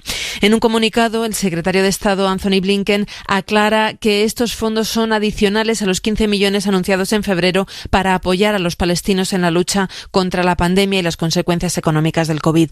La nueva Casa Blanca, que respalda una solución basada en los dos estados, quiere reparar las relaciones con la autoridad palestina rotas desde que Donald Trump reconoció a Jerusalén como capital de Israel, en contra del consenso internacional. Y además, Pablo, el Fondo Monetario Internacional apuesta por la implantación de una tasa COVID, un impuesto temporal a las rentas más altas y a las empresas para sufragar el aumento del déficit y la deuda pública por la pandemia. Su directora también ha pedido un aumento en la producción y distribución de las vacunas para que lleguen a todos, no solo a los ricos, cuanto antes.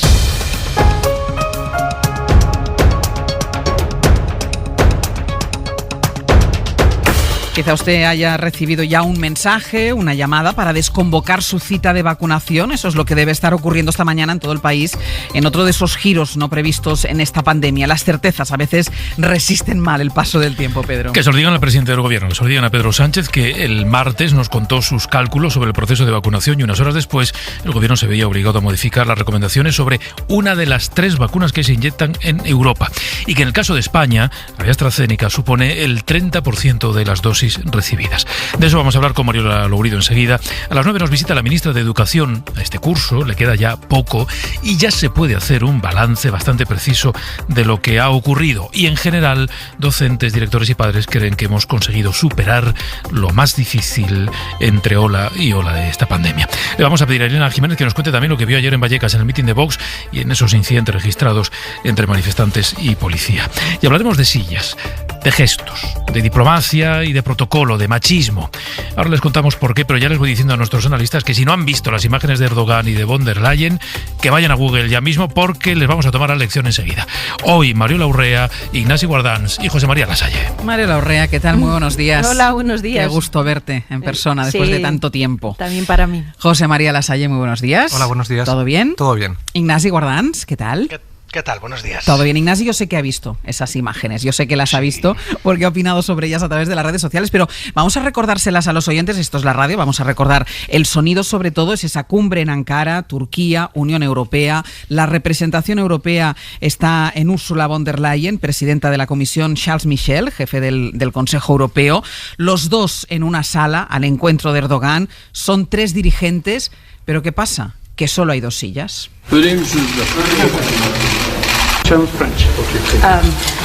Este que acaban de escuchar es Ursula von der Leyen, porque se da cuenta que ya no tiene una silla para sentarse.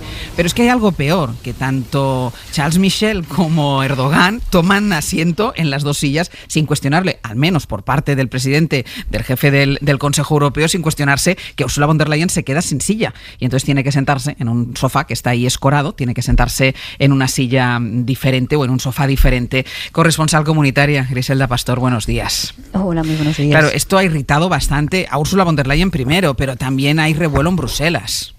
Bueno, es que un representante institucional no se había encontrado nunca, ¿no?, con una situación parecida, porque no es la primera vez que hay reunión en Ankara, pero sí la primera en la que se deja la comisión sin silla. Y lo peor es, claro, que el presidente del Consejo, como tú has dicho, el belga Charles Michel, siguió como Erdogan, sentado en su gran silla especial, mientras que a von der Leyen, bueno, pues tuvo que buscarse la vida, se acercó a un sofá y tuvo que sentarse como una secretaria o una intérprete. Es un gesto sin precedentes contra la primera mujer presidente de la Comisión Europea, a quien justo además le correspondía en la reunión advertir a Erdogan que su ruptura del acuerdo internacional para proteger a las mujeres de la violencia, el acuerdo de Estambul, no es compatible con los acuerdos comerciales con la Unión. Pero lo inexplicable en Bruselas es sobre todo ese silencio del presidente del Consejo, silencio que se alargó hasta ayer por la tarde, muy tarde. Sus servicios empezaron intentando justificar los hechos, argumentando una función distinta entre las presidencias del Consejo y de la Comisión, y terminaron vía Facebook, seguramente porque no les cabía todo en un hilo de Twitter, asegurando que el presidente, que habló en nombre propio, siente como una afrenta el incidente, en el que queda como un machista y no lo es, y justificando su falta de reacción in situ para evitar, dijo, que la reunión terminara en fracaso. Y eso, aseguró, que fue de mutuo acuerdo con von der Leyen. Aunque en los grupos parlamentarios el enfado es enorme, podéis imaginaros, y aunque Michel no está obligado a rendir cuentas al Parlamento Europeo, es muy probable que deba hacerlo si quiere sobre todo seguir ejerciendo su cargo, porque este es un cargo de 2 años y medio, un plazo que este año próximo termina y que además va a coincidir con los debates que pueden ser bastante complicados por renovar también la presidencia del Parlamento. Griselda, muchísimas gracias.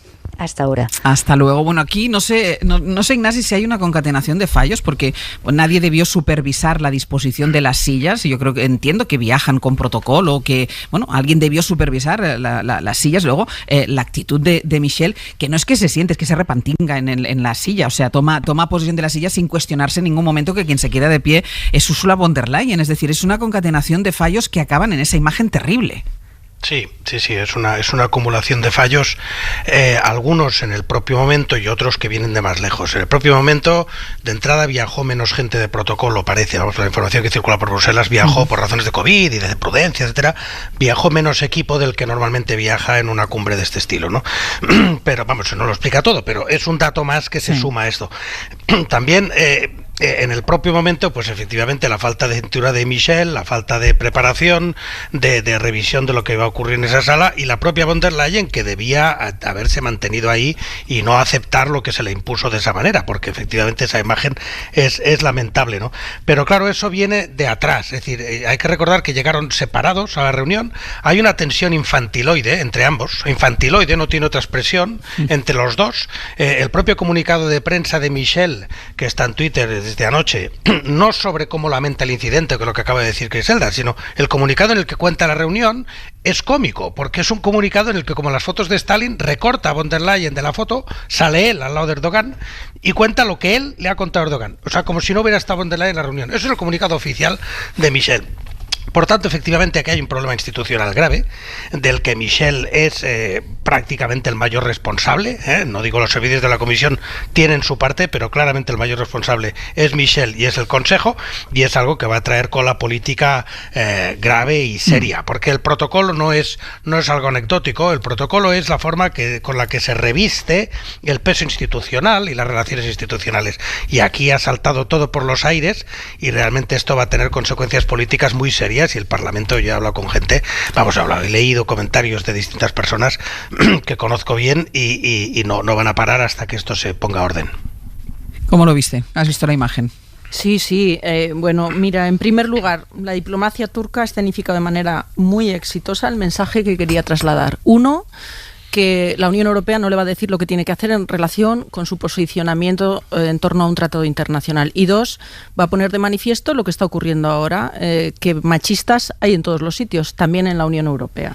La naturalidad con la que aceptamos que la silla que faltaba era la de la presidenta de la Comisión Europea, porque faltaba la silla de la Comisión, de la presidenta de la Comisión. Faltaba una silla. Era evidente que el anfitrión tiene que tener silla, y había 2 personas invitadas. En el momento en el que el presidente del Consejo Europeo se da cuenta que no hay sillas para todos, lo que tiene que hacer, y era la estrategia perfecta para haber neutralizado la manera de evidenciar lo que quería evidenciar Turquía, era cederle inmediatamente la silla a la presidenta de la Comisión Europea y sentarse en el sofá. Esa era una estrategia. Y la segunda, levantarse los dos y marcharse. Obviamente, en términos internacionales... O pedir una tercera silla. Sí, pero creo que lo más visual, por supuesto, pero creo que lo más visual era decirle: esta silla es la de la presidenta de la Comisión Europea. Claro. Y yo me siento en el sillón, o sea, en el sofá lateral. Y el reparo mayor, yo no se lo hago a Erdogan. Yo no pido nada a Erdogan, ni espero nada de Erdogan. A Michel. El que tiene el error es el del presidente del Consejo Europeo. Y no hay más debate, por lo menos esta es la manera en la que yo lo veo. Espera, la Salle, que sigue conectada Griselda, porque quiere contarnos un problema añadido en toda esta secuencia. Griselda. Sí, aquí hay un cierto run, porque el representante de la Comisión en Ankara es en estos momentos un diplomático alemán de un enorme renombre. Fue mano derecha de Merkel durante muchos años como asesor sobre asuntos europeos, ¿no?, para la canciller. Y eso da mucho que hablar, porque se ha dicho muchas veces que la relación no era muy buena, por decir así, entre Merkel y von der Leyen. Pero bueno, está por ver, pero sí que es verdad que también se considera que el representante de la Unión en Ankara alguna explicación tendría que dar, y más teniendo en cuenta que Nicolaus Meyer-Landrut, un hombre muy conocido aquí en los pasillos de Bruselas, es un gran experto en temas diplomáticos y por tanto también en temas de protocolo. Ahora sí, gracias Griselda, La Salle. Hasta ahora. Bueno, la verdad es que es muy lamentable la escena, evidencia varios defectos casi sistémicos, ¿no? Uno de carácter ideológico. Europa no es capaz de defender claramente lo que pregona desde un punto de vista intelectual, político, a la hora de conformar su relato, y este es un elemento a tener muy en cuenta. Es decir, Europa no sabe estar a la altura de las circunstancias, en la persona de quienes le representan, en este caso, particularmente de Charles Michel, pero también por parte de los servicios de protocolo que acompañan siempre a cualquier alto cargo que se desplaza internacionalmente, bien a través de la representación, bien a través de los propios asesores y personas de protocolo que acompañan a dignatarios internacionales. Por tanto, a mí la escena me parece una escena deliberadamente gestionada por parte de Turquía, que ha buscado humillar ideológicamente y desde un punto de vista institucional a Europa. ¿Por qué? Bueno, pues porque Europa, evidentemente, desde un punto de vista geoestratégico, está planteando una serie de escenarios de conflicto, de posicionamiento europeo frente al expansionismo neotomano que maneja en estos momentos la agenda de Erdogan, en Armenia, no lo olvidemos, donde ha prácticamente liquidado nuevamente la soberanía de Armenia y con todo lo que representa, con toda la trascendencia del genocidio armenio, etcétera. Hemos vivido una guerra desde Azerbaiyán, respaldada claramente por Turquía, que no ha tenido prácticamente eco ni repercusión en Europa. Y Europa ha gestionado a través de Francia una posición de conflicto, pero no ha tenido mayor trascendencia. El conflicto en Siria, el conflicto en Libia, el conflicto en las aguas chipriotas. En fin, hay una agenda donde Turquía está recuperando una mentalidad de sublime puerta y por tanto neoimperial, y Europa está siendo un contrapeso que lo gestiona conflictivamente desde un punto de vista interno, pero que no ha sabido articular claramente un relato claro. Y todo eso es lo que se ha producido también en la imagen que hemos visto.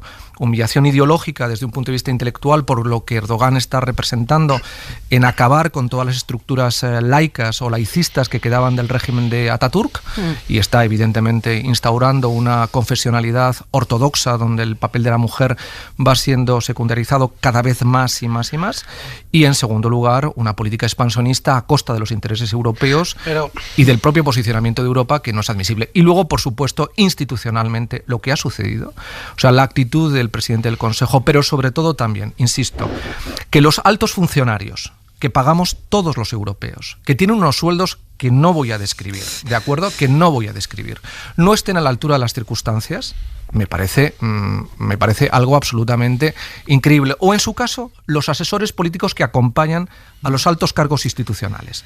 En fin, me parece que es la propia expresión de la debilidad de Europa en estos momentos. Pero Ignasi.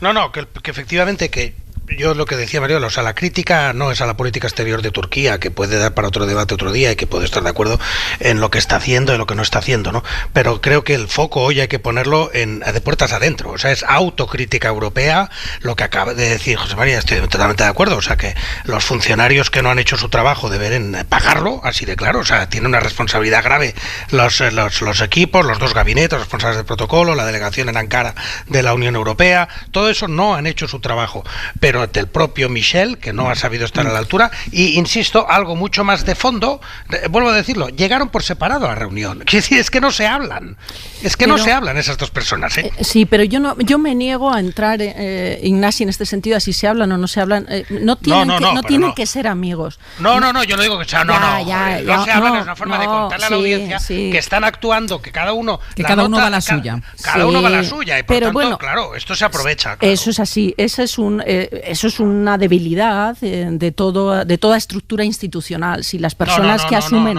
Perdona, Mariola, no es de toda, es una debilidad gravísima de la Unión Europea y única en el mundo de la Unión Europea, no se puede comparar con nada. Bueno, termina Mariola. En los estados también hay ministros que no se hablan, en los estados también hay presidentes...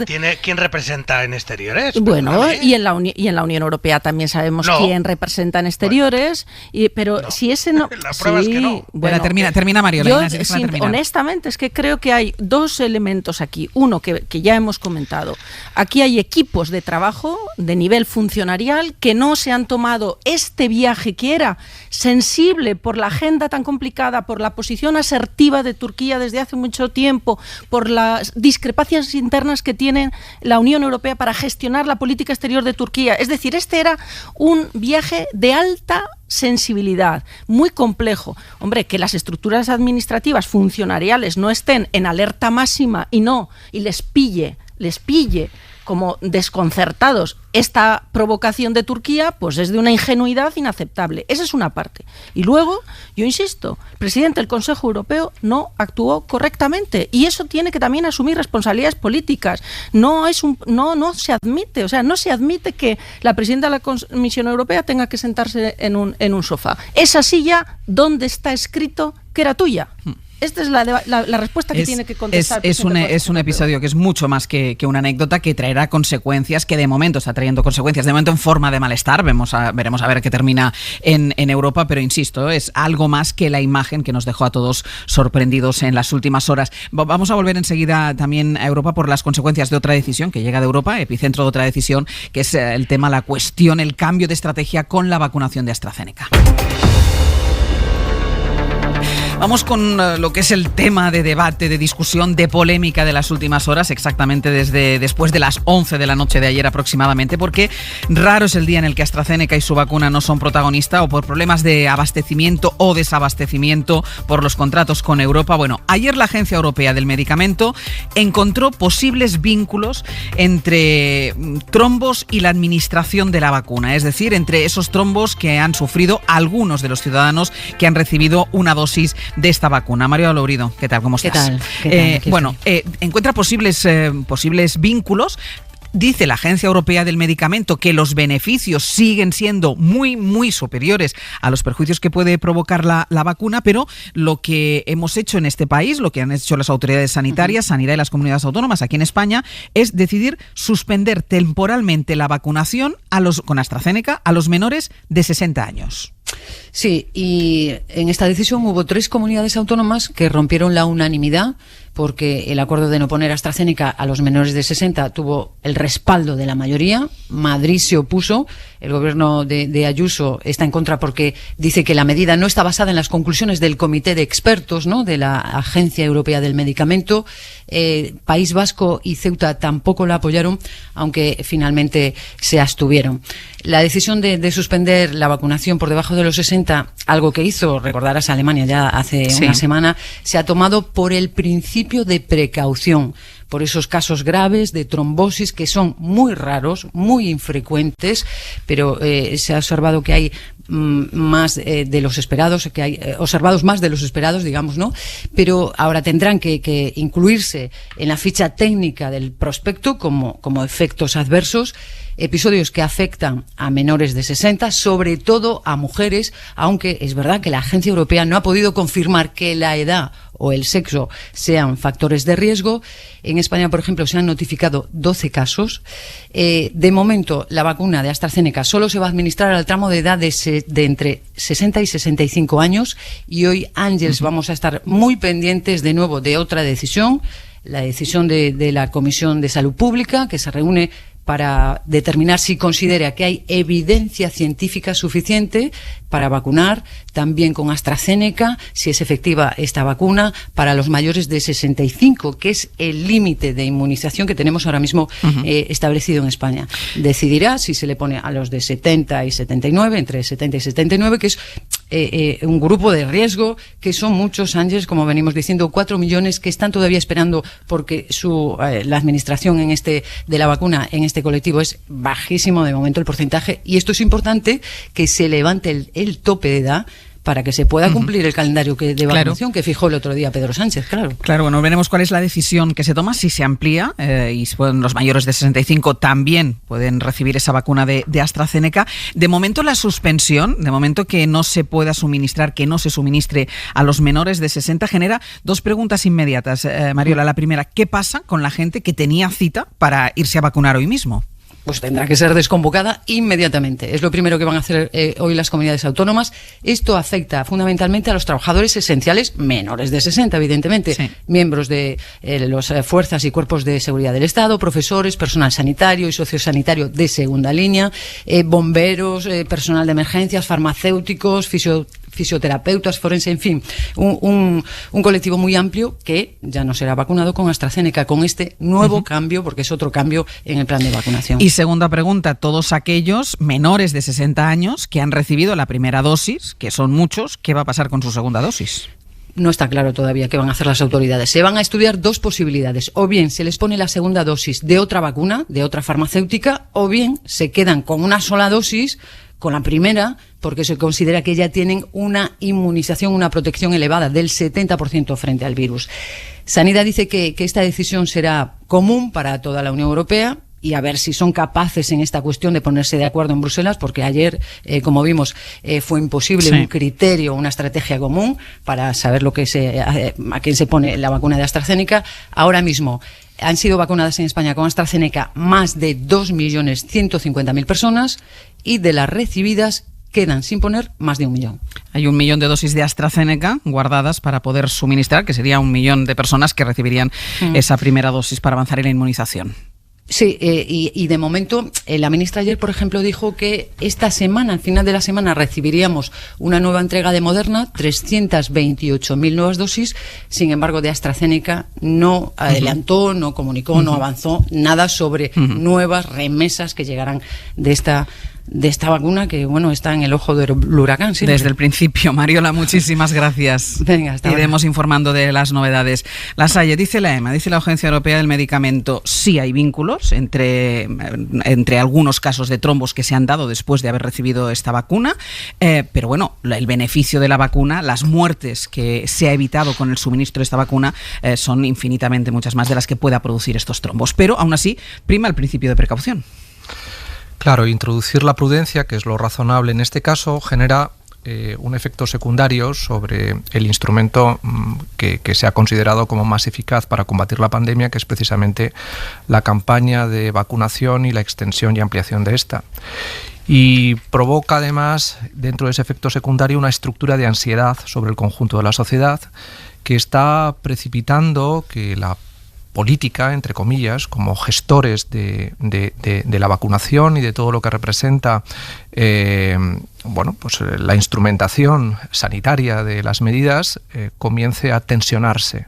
Estuvo tensionada desde un primer momento, pero es que ahora empieza a reflejarlo en situaciones de descoordinación, de salidas autónomas en las decisiones, como se puso de manifiesto con la Comunidad de Madrid, buscando, sondeando una capacidad de autonomía en la captación de remesas y vulnerando la legalidad y las pautas de gestión ordinarias establecidas en la administración sanitaria, etcétera. Es decir, esta descoordinación empieza a tensionar también la política y la gestión inmediata, y evidentemente pues el panorama no es nada alentador, porque, insisto, en estos momentos todos sabemos que la vía más eficaz para poder combatir la pandemia es extender la vacunación, y esta se está debilitando no solamente en la gestión directa a través de la vacuna, las remesas, la eficacia de la inversión pública que se hizo para financiar la investigación que dio lugar a esta vacuna, sino que, bueno, la propia política que tiene que gestionarlo empieza a dejarse arrastrar también por situaciones de campañas electorales que se van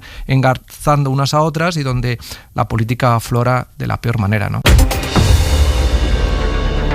Con nosotros ya Isabel Celaá, ministra de Educación y Formación Profesional. Ministra, muy buenos días. Muy buenos días. ¿Qué tal encantada. Está? Pues muy bien. Afortunadamente, cuidándonos mucho. Claro, lleva un año que solo la primera pregunta que hago a todo el mundo siempre es esta, claro que es muy importante. Y muy esperanzada con la vacuna. Ahora le preguntaré también por la vacuna, pero ministra, a este curso le queda ya solo el último trimestre, casi están los niños pensando en las vacaciones. ¿Podemos decir que se ha superado ya el curso con éxito? Yo digo que sí, ¿no? Es decir, tenemos plena confianza en que el tercer trimestre discurra con la mayor normalidad posible. Evidentemente hemos tenido los 2 trimestres, empezamos, quiero decir, con la desconfianza, debo recordar, con la desconfianza vertida en los últimos días de agosto, por familias, por grupos políticos, de que aquello iba a ser imposible. E iniciamos el curso adoptando todas las medidas de higiene y todas las medidas de precaución posibles, de agradecer evidentemente a todos los sectores, a toda la comunidad educativa, a padres, a profesores que estuvieron midiendo distancias, poniendo geles, a todas las direcciones de los centros, comunidades autónomas, al Ministerio de Sanidad, pero hemos superado los 2 trimestres más difíciles con las escuelas abiertas y este es un esfuerzo y un éxito colectivo, pero ciertamente depende todo de una primera decisión de acuerdo, es decir, todas las comunidades autónomas estuvieron de acuerdo con el Ministerio desde junio, cuando organizamos todas las medidas para el comienzo del curso, de que la presencialidad era insustituible y de que los beneficios de la presencialidad eran muy superiores a cualquier riesgo eventual. Y así hemos seguido y hemos superado los peores momentos, por ejemplo en enero, o la llegada del verano, o ahora podría haber también un pequeño repunte después de la llegada de Semana Santa, pero en los peores momentos hemos estado, no ha superado nunca el 2% de aulas cerradas, de 425.000 aulas, ni el 2%. Y la semana pasada, es decir, un poco antes de Semana Santa, concluimos con un 0,4% de aulas cerradas y solo 2 centros educativos cerrados de casi 29.000 centros Desde educativos. Los centros educativos, ministra, porque es verdad que hubo mucho debate, hubo mucha polémica al principio, polémica política, debate político, pero también entre los sectores afectados. ¿Qué le llega a ustedes de los centros educativos? ¿Les ha tensionado mucho esta situación? Han trabajado mucho. El profesorado ha trabajado mucho y ha trabajado muy bien, pero es que los alumnos, incluso los pequeños, es de nuestra decisión de que los alumnos desde los 6 años tuvieran que llevar mascarilla, ha sido muy acertada. Nuestra decisión de que la ventilación era clave ha sido muy acertada y esta ha sido una decisión muy compartida. Entonces, realmente el profesorado, afortunadamente ahora ya nos estamos moviendo con la vacunación del profesorado, el mejor tiempo, esto es lo que nos permite tener una expectativa de que realmente el tercer trimestre va a ir mucho mejor. Pero no nos ha llegado tantas tensiones, es decir, el profesorado ha sido tan responsable como para suplir con su esfuerzo, con un valor añadido, un esfuerzo añadido, e ir superando todas las etapas. Y esto quiero resaltarlo porque realmente hemos sido de los pocos países que con mucha determinación ha venido manteniendo las escuelas abiertas todo el curso. Y esto es de un beneficio, es de un éxito social que yo quiero resaltar. Y es coral, es colectivo. ¿Se ha abierto la mano con los aprobados? No. Que haya aumentado el porcentaje en segundo de bachillerato de aprobados, que haya disminuido los repetidores. ¿No se ha abierto la mano? No, no se ha abierto la mano. Quiero constatar que efectivamente España es uno de los países en los que más se suspende. Es decir, si tomamos la prueba PISA, por ejemplo, que mide los conocimientos de los alumnos a los 15 años y observamos y hacemos una comparativa, observamos cómo están los alumnos a los 15 años, vemos que la media de la OCDE a los 15 años en número de repetidores es de un 11%, frente a un casi 29% de media de repetidores españoles, cuando observamos que entre esos repetidores los alumnos españoles superan la media en ciencias y en matemáticas del propio examen PISA. Por tanto, de 14 países que relata el informe, este preinforme de la OCDE, hablando que es muy valioso, hablando de la educación durante la pandemia, de los 14, España es el país que más suspende, en el que más se repite. Es decir, hay países que automáticamente ya se supone que lo propio de un alumno es superar, progresar, y que la repetición ha de ser una excepción, y que la repetición, además, probada por la OCDE, esto es una verificación, no es una información cualquiera, es mala tanto para el alumno como para el sistema. ¿Qué se hizo durante la pandemia? En el tercer trimestre lo que hicimos fue sencillamente decir que había pruebas, todo alumno pasó su prueba, la EBAU se hizo prueba presencial, por lo tanto aquí no hubo aprobados generales, pero sí, sin embargo, sí que hubo una evaluación colectiva. Es decir, que no es que cada profesor de manera aislada fuera poniendo su nota, sino que era el elenco de profesores, que esto es ideal, esto ha de mantenerse. Claro, eso iba a preguntarle. A lo mejor hay cosas de la pandemia que al sistema educativo le van a beneficiar, es decir, cosas que se han aprendido como esta. ¿Esto puede permanecer? Justo. Claro, queremos que permanezca. Una evaluación colegiada es mucho más cualitativa que lo que es una evaluación en aislamiento de un profesor que va sumando su nota, hace un sumatorio con la de los colegas sin saber exactamente cuál ha sido el proceso por el cual ha venido atravesando el alumno. Entonces, he de decir que los alumnos de bachillerato estudiaron mucho durante la pandemia, pero mucho. Y también tenemos que decir que no solamente fueron aprobados en segundo de bachillerato por el centro correspondiente, sino también en el examen de la EBAU por la universidad. Por lo tanto, cuentan con 2 ejercicios que los han valorado. Y efectivamente hubo un 8,6% de alumnos que pudieron superar ambas pruebas, de lo cual estamos muy satisfechos. Entre las cosas que podrían quedarse de la pandemia sería también el ratio en las aulas. Bueno, en realidad estamos introduciendo nuevas metodologías, ahora trabajando sobre el nuevo currículum y además aprovechando toda esa ola de innovación que nos ha llegado por mor de la pandemia. Efectivamente, el profesorado está innovando mucho, ¿no? Y hay cuestiones que realmente nos gustaría que se quedaran. Por ejemplo, queremos avanzar hacia la codocencia. Nos interesa mucho más que haya grupos mayores, pero con 2 expertos, con 2 profesionales en el aula, que establecer aulas separadas, como ha sido tradicional, con un experto, con un docente. Por lo tanto, hay distintas configuraciones. Podemos pensar en mezclar materias. Queremos trabajar en ámbitos, sobre todo en el ámbito de las ciencias, las matemáticas, etcétera. Queremos trabajar con más profesionales, queremos trabajar en espacios mayores, el que pueda hacer pequeñas obras en los centros educativos. Los espacios importan mucho, los espacios físicos. Sí. El que se puedan hacer pequeñas obras en los centros, puertas correderas, agrupaciones móviles, incluso con los pupitres. Es decir, en nada avanzaríamos si realmente lo único que hiciéramos fuera pues colocar pizarras digitales, hablando de la digitalización. No.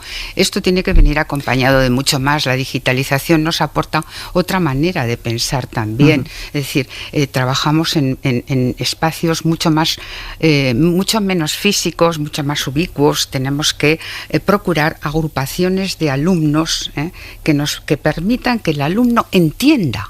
Este es el punto capital. Ahora le voy a preguntar por eso, por el debate educativo que hay sobre el aprendizaje, la memorización, pero ya que me hablaba de la digitalización, han comenzado a llegar ahora los equipos que usted prometió allá por junio a los alumnos que estaban en situación más vulnerable con el tema del acceso a las nuevas tecnologías. ¿Por qué se ha tardado tanto? Bueno, yo primero quiero decir que lo considero un éxito. Aunque haya llegado tarde. Efectivamente, lo considero un éxito. ¿Por qué? Porque hemos movilizado casi 500.000 dispositivos, herramientas digitales, que desde luego no son para un mes, no son para 2 meses. Es decir, nadie las va a tirar en verano. Hay que cuidarlas. Son patrimonio público. Es una labor que ha costado 230 y tantos millones de euros y que efectivamente ha correlacionado 17 comunidades autónomas con 4 ministerios, nada menos. Adoptamos el acuerdo efectivamente antes de verano. Tuvimos la perspectiva de poderlo tener en diciembre, y ha llegado ahora. Bueno. Nos hemos comido las uñas, si nos las hubiéramos comido, nos las habríamos comido enteras. No tendría manos. No tendría manos la ministra. Pero realmente lo considero un éxito, porque esto ha sido una compra centralizada, es la primera vez que se hacía, es una labor inédita, igual que ha pasado un poco pues como con la compra centralizada de las vacunas también, pero realmente los alumnos más vulnerables van a poder disponer de bien una tablet o bien de un dispositivo para el hogar, conectado con internet y conectado, etcétera. Y obviamente nadie compra un iPad o nadie compra un dispositivo de estos para que le duren 3 meses. Tiene que durar, tiene vocación de durar varios cursos, y por lo tanto, habida cuenta de que los destinatarios son los más vulnerables y que nuestro objetivo sería que cada alumno tuviera su propio dispositivo, creo que está bien donde está. Déjeme que vuelva a la manera de aprender. La pregunta que centra una parte del debate educativo estos días: ¿para aprender hay que memorizar? Claro. Para aprender, es decir, la memoria forma parte esencial de la inteligencia. Nuestro cerebro tiene memoria, pero evidentemente lo que estamos haciendo es migrar o transitar desde un currículum muy memorístico, muy repleto de contenidos casi inabarcables para un profesor. Inabarcables. ¿Por qué? Pues porque ese currículum ha ido creciendo por aluvión. Nos parecía que una cosa era interesante, se depositaba sobre el currículum y así sucesivamente, sin darle una mirada global.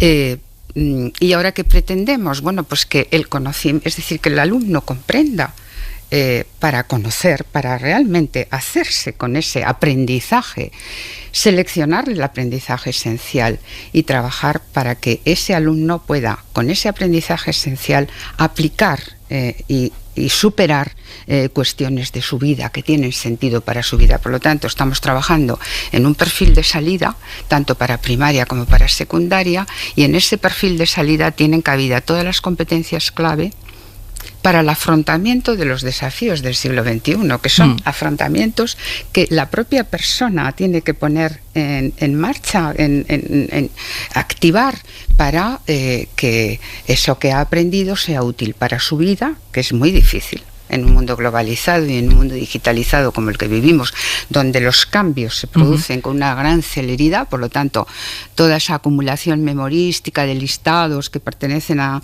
tiempos pasados y, en fin, pues eso. Pero que quedan guardados en la memoria. Tiene un valor relativo. Archivados. Tiene un valor relativo porque lo más importante es que el alumno aprenda a aprender, porque va a tener que seguir aprendiendo a lo largo de su vida. ¿Y esto se podría aplicar ya el curso que viene?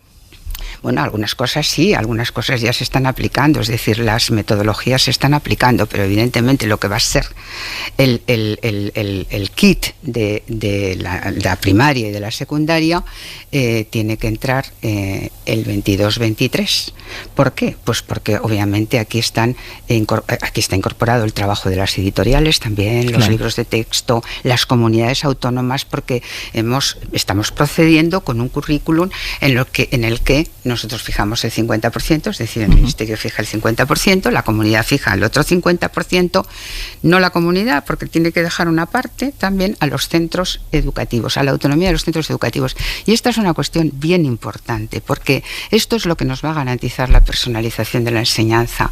Cada centro educativo sabe qué alumnos tiene, qué necesidades tiene, y por lo tanto la forma de completar ese currículum se hará en la última terminal. Le decía que me quedaba un par de asuntos que comentar con usted. Uno es el PIN parental, porque ¿cuál va a ser la estrategia de su ministerio si se empieza a aplicar el PIN parental, por ejemplo, en Murcia? ¿Lo va a recurrir en todos los casos?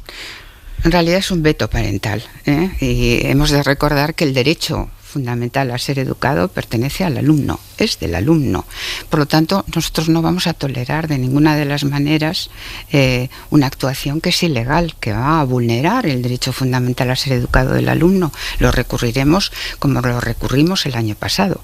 Es curioso que el gobierno del PP de Murcia haya utilizado la educación como herramienta de cambio para procurarse un gobierno de mayoría, incorporando a la ultraderecha, cuando en Europa la derecha viene alejando a la ultraderecha, y sin embargo aquí pues la educación ha sido más concebida como una mercancía que como un derecho. Nosotros no vamos a tolerar eso, y el Ministerio de Educación y Formación Profesional solicitó las medidas cautelares el año pasado, cuando realmente en enero, que no en septiembre, sino en enero, cuando han de también negociar el presupuesto, el gobierno de Murcia adoptó el PIN parental, el ministerio, el gobierno de España lo recurrió, y el Tribunal Superior de Justicia de Murcia aplicó las cautelarísimas y se suspendió, y luego quedó archivado porque era para el curso, se suponía que era para el curso pasado.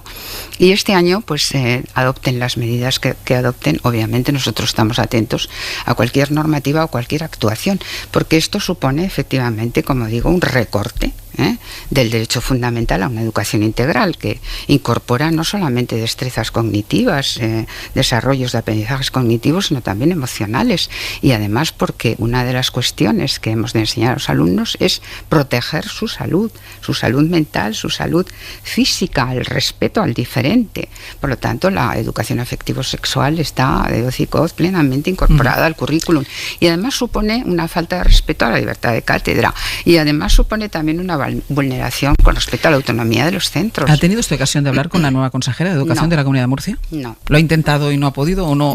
No lo he intentado. ¿No lo ha intentado? No. ¿Le gustaría hablar con ella? Bueno, probablemente. Para intercambiar por pareceres. Supuesto, institucionalmente habré de hablar con ella desde una perspectiva institucional, pero no, hasta el momento no he intentado ninguna conversación. Voy a ver cómo van decantándose las cosas. Y usted entiende que una ministra de Educación, y creo que también es de Cultura, me parece, es una consejera de Educación y Cultura. Niegue la vacuna, se ría de Atapuerca, por ejemplo. No lo entiendo, me parece muy científico, y me parece que eso no es un referente adecuado precisamente para todo el alumnado al que tiene que, en fin, procurar. Hay un ministro, un consejero de Educación, un referente público. Obviamente, generalmente creemos en la capacidad de la ciencia, y lo estamos viendo cada día, para resolver los problemas. Es verdaderamente loable cómo ha actuado la ciencia en el caso de la pandemia, que se está llevando miles de vidas por delante. Y esto es fruto del esfuerzo de la investigación, fruto del esfuerzo de crear conocimiento. Para poder aplicarlo tienes que crear. Y evidentemente yo creo que las vacunas están demostrando históricamente su eficacia. Así que yo creo que cambiará de opinión la consejera en breve, ¿no? No le voy a preguntar por la franja de edad en la que está usted, no hace falta que me lo diga, pero si la llamaran para ponerse la de AstraZeneca, ¿se la pondría? Yo me pondría cualquiera que me digan que me tengo que poner, es decir, en el sitio donde me corresponda.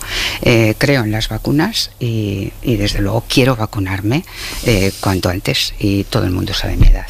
No tengo ningún problema. Isabel Celaá, ministra, muchísimas gracias, muchísima suerte, que queda muy poquito a este curso ya para terminar. Pues ya le queda poco, sí, y esperemos el buen tiempo. Muchísimas gracias. Muchas gracias. Y enseguida retomamos el análisis sobre la decisión de Sanidad de las comunidades autónomas ayer de momento no suministrar la vacuna de AstraZeneca a los menores de 60 años, a pesar de la decisión de la Agencia Europea del Medicamento, que sí encuentra vínculos entre los trombos que se han detectado en algunos casos y la administración de la vacuna, pero insiste en que los beneficios de la vacuna son muy superiores a estos casos que se dan. Pero me quiero detener un momento, también tiene mucho que ver con la pandemia, que es cómo se ha gestionado el retorno a las aulas después de ese parón que hubo en la primera parte de la pandemia. Está a punto de terminar el curso, le queda un trimestre justito y hacíamos balance ahora con la ministra de Educación, con Isabel Celaá, Mariola, y la verdad es que si miras alrededor, muchos países de Europa han seguido abriendo y cerrando aulas en función de los números. Aquí se ha mantenido, a pesar de que la tercera ola tuvo una incidencia muy, muy alta de contagios, aquí se han mantenido las escuelas abiertas durante todo el curso. Y las universidades, es decir, todo el sistema educativo ha conseguido con éxito, yo creo que la palabra es esa, garantizar el principio de presencialidad, que es un desafío que refuerza, contribuye a achicar las brechas de desigualdad, que contribuye a armonizar la convivencia pacífica entre las familias, los centros y también los centros de trabajo. Es decir, la presencialidad era estratégica en muchos puntos, no solo en lo que tiene de impacto para la formación del alumno, sino también para armonizar intereses que las familias tienen que compatibilizar con el mercado laboral y con, en definitiva, ha sido un éxito que no ha sido capaz de garantizar, por ejemplo, un país que nos gusta mirarlo como referencia, como es Alemania, y que también Francia tiene dificultades para sostener la presencialidad, ¿no? Yo retomaba en mi cuaderno de notas del Hoy por Hoy, revisaba ahora el 7 de septiembre, hablábamos de esto aquí también contigo, Ángeles, y con la ministra, y hablaba la ministra de que se pretendía un curso seguro, saludable y sostenible. Utilizaba estas tres palabras. Yo creo que se ha logrado, y se ha demostrado otra cosa, que los niños no son grandes contagiadores, que los niños tienen bastante cuidado en lo que es su relación, que todas las fórmulas que se han utilizado de salud, de implementación de salud en centros, que los profesionales también de educación, pues sí, con mucho esfuerzo, pero que han sabido sacar adelante un curso. Yo creo que merecen casi un homenaje tan grande como la de los sanitarios. Lasalle. Sí, totalmente de acuerdo. Yo creo que ha sido un éxito en la enseñanza, pero también en la universidad. Bueno, quienes somos profesores hemos vivido, yo ahora estoy en mi cuatrimestre de clases, y la única vez que he tenido que suspender una clase ha sido por una contractura que yo tuve, es decir, no porque hubiera ningún caso de contagio ni nada por el estilo. Yo creo que ha sido un éxito, las universidades se han puesto las pilas, los alumnos han sido absolutamente responsables, el personal docente también, y la verdad es que yo creo que la comunidad educativa puede estar muy satisfecha de lo que se ha conseguido, porque es una muestra de que este país, cuando quiere ser responsable, es responsable. Claro, y me parece importante también que se pueden extraer lecciones o aprendizajes de esta pandemia que después se puedan seguir utilizando. Ignasi. Sí, no, me parece absolutamente ejemplar, y la comparación en este caso con Francia, con Alemania, con Bélgica es muy clara, que efectivamente en este tema España sí ha dado una lección, ¿no? Ahora yo sí querría volver al tema de la vacuna cuando volvemos quieras, ya volvemos al tema de la vacuna que solo habíamos escuchado a Lasalle, ese principio de precaución del que hablábamos, Ignasi. Sí, pues yo creo que es un uso aberrante del principio de precaución el que se está haciendo, y desde que esto empezó habíamos dicho que esto tenía que estar en manos de los científicos y no de los políticos. políticos, y desgraciadamente estas decisiones tienen mucho de político y muy poco de científico. Yo me he ido a buscar el texto exacto del comunicado del Comité de Riesgo de la Farmacovigilancia, que es lo que ha comunicado la EMA, pero es un comité específico dentro de la EMA el que ha hecho este dictamen, y no dice para nada que haya que retirar esto. Y he hecho otra cosa, Ángels, esta mañana, ¿no? Que es irme a buscar el prospecto de la aspirina. Algo tan sencillo como eso. Me he ido a buscar el prospecto de la aspirina, y entonces he encontrado que la aspirina en dosis, es decir, en proporciones estadísticas muy superiores, pero muy superiores a lo que se está diciendo con estos trombos, pues puede provocar hemorragia, incluida hemorragia cerebral, anemia, inflamación gastrointestinal, úlcera y hepatitis. Dentro de una lista muy larga. Son cosas que puede provocar la aspirina, e insisto, en proporciones muy superiores a lo que hay en este momento con el tema de los trombos.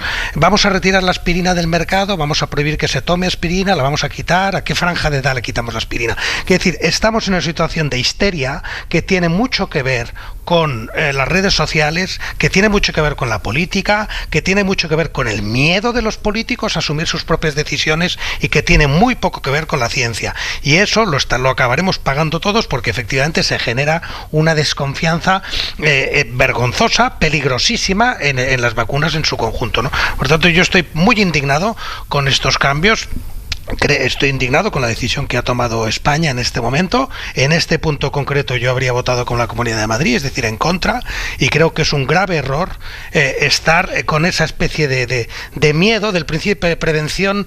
El principio de precaución es un principio que, claro, que llevado al extremo, pues nos llevaría pues a cerrar un campo de fútbol cuando haya un enfermo. O sea, hoy había un medio alemán que también sacaba, ¿no? Es decir, 1 entre 90.000 personas en un estadio tiene una enfermedad, pues hay que cerrar el estadio, porque efectivamente esa es la proporción que tienes, ¿no? A no cruzar la calle nunca más, etcétera. Es decir, es una cosa demencial, y creo que es muy irresponsable lo que están haciendo los responsables de sanidad, actuando con criterios políticos en este momento. No hay alternativa a la no vacunación. Por lo tanto, creo que este principio también debemos tenerlo permanente y constantemente en cuenta. No tenemos alternativa. Es decir, luchar contra esta pandemia exige un proceso de vacunación global, acelerado, y cuanto más generalizado. Es la única solución, vacunar. No hay alternativa. Este es el principio. Y segundo elemento, yo tengo serias dudas de que la mayoría de cada uno de nosotros individualmente consideramos estemos capacitados para gestionar la información que se nos está ofreciendo acerca de los posibles daños colaterales que pueda generar una vacuna. Y la transparencia es muy importante. Compartir la información es muy importante, pero si enfrente tienes a alguien que es capaz de gestionar esa información, ponderando los elementos de esa información. Entonces, me parece que el ejemplo que pone Ignasi sobre la aspirina es reflejo y es útil para traducir esto que estoy queriendo señalar yo. No toda información somos capaces de gestionarla con naturalidad, ni de generar con ello un proceso racional de toma de decisiones acerca de si nos ponemos o no nos ponemos la vacuna. Y esto es un poco el elemento que quería fijar, ¿no? Entonces, vacunarnos sí, es que no hay alternativa. Y los datos que nos están ofreciendo acerca del impacto que algunas vacunas pueden tener en la salud de las personas es, en términos estadísticos, irrisorio. Claro. Es verdad que al que le afecta, pues es un absoluto, porque le afecta, pero es irrisorio en términos estadísticos. Pero es que además, Mariola, lo dice la EMA, o sea, la Agencia Europea del Medicamento en ningún momento ha dicho que se suspenda la vacunación a los menores de 60 años. Dice, sí, hemos visto que hay algún vínculo en casos raros de trombos que se han producido y el suministro de la vacuna, pero insiste la EMA, insiste la Agencia Europea del Medicamento, que los beneficios son muy varios. Y así se han tomado decisiones unilaterales, y lo decía antes Lasalle, vimos ayer como de manera cautelar, incluso Castilla y León, sin que nadie hubiera dicho nada, decidió suspender la vacunación, que hoy por cierto va a retomar en esta franja a partir de los 60, y no hay una unidad de estrategia, lo decía Griselda, ni siquiera en todos los países europeos, porque cada uno toma la decisión que considera que tiene que tomar políticamente. Y decías, Ignasi, que estabas indignado. ¿Sabes quién está también muy indignado?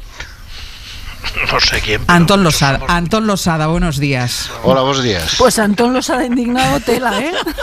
Tela, que tiemblen. A ver, Antón, celebramos contigo el día que te llegó el SMS para el suministro de la primera dosis de la vacuna, recibiste la primera dosis y tú estás en esa franja de menor de 60 años que te quedas en el limbo de qué va a pasar con la segunda dosis. Bueno, es lo que me parece más asombroso de todo, ¿no? Que se tome una decisión alegando el principio de prudencia y que creo que somos cerca de 2 millones de personas de menos de 60 años que ya hemos recibido la primera dosis, no se nos diga que va a ser de nosotros. No haya un criterio establecido ya. De momento lo que han dicho es que os quedáis sin segunda dosis o a lo mejor os suministran otra de otra vacuna. Bueno, pero es que esto me intranquiliza todavía más. Es decir, ¿qué significa eso de os quedáis sin la segunda dosis? ¿Qué quiere decir? ¿Que la segunda dosis no era necesaria? Pues yo no he visto todavía ningún estudio que respalde esa idea de combinar diferentes vacunas, ¿no? Y después hay una cosa que todavía me preocupa más.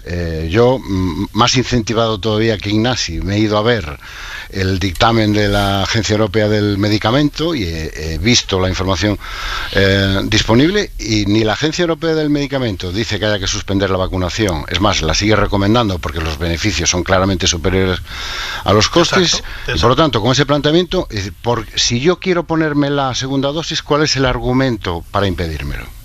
Claro. Es decir, ¿por qué se me priva de esa opción? Yo soy un ciudadano gallego y español, mayor de edad, responsable, que yo sepa no tengo ninguna inhabilitación, ni ningún impedimento judicial que afecte a mi juicio. Tengo toda la información, quiero ponerme la segunda dosis. ¿Por qué no puedo recibir la segunda dosis? Cuando además ninguna autoridad sanitaria, en este caso la EMA, la ha prohibido. Exactamente, es que esa es la cuestión. Y cuando además, si vas a ver las cifras, resulta que, por ejemplo, los casos de trombosis, bueno, pues no hay tantas diferencias entre lo que está produciendo... Antón, si me permites, eso que estás planteando, eso tienes tanta razón que yo creo que esto va a acabar en los tribunales, porque efectivamente la prohibición de la vacuna supera la capacidad de actuación de los gobiernos, porque no pueden los gobiernos prohibir algo que está en el mercado y que la propia autoridad sanitaria ha dicho que se puede utilizar. No, por tanto, los jueces van a tener que intervenir. Y que estamos ya ahí. Y que ya me han administrado. Es decir, hace 2 semanas me decían que no, ahora no se ponga la segunda dosis, que ya esto esté protegido. Pero bueno, ¿pero esto qué es? Esto, no, las decisiones las toman los científicos. No, esta decisión no la ha tomado un científico, ya se lo digo yo. Porque ningún científico serio maneja ese razonamiento. Ese es el primer argumento. Y el segundo...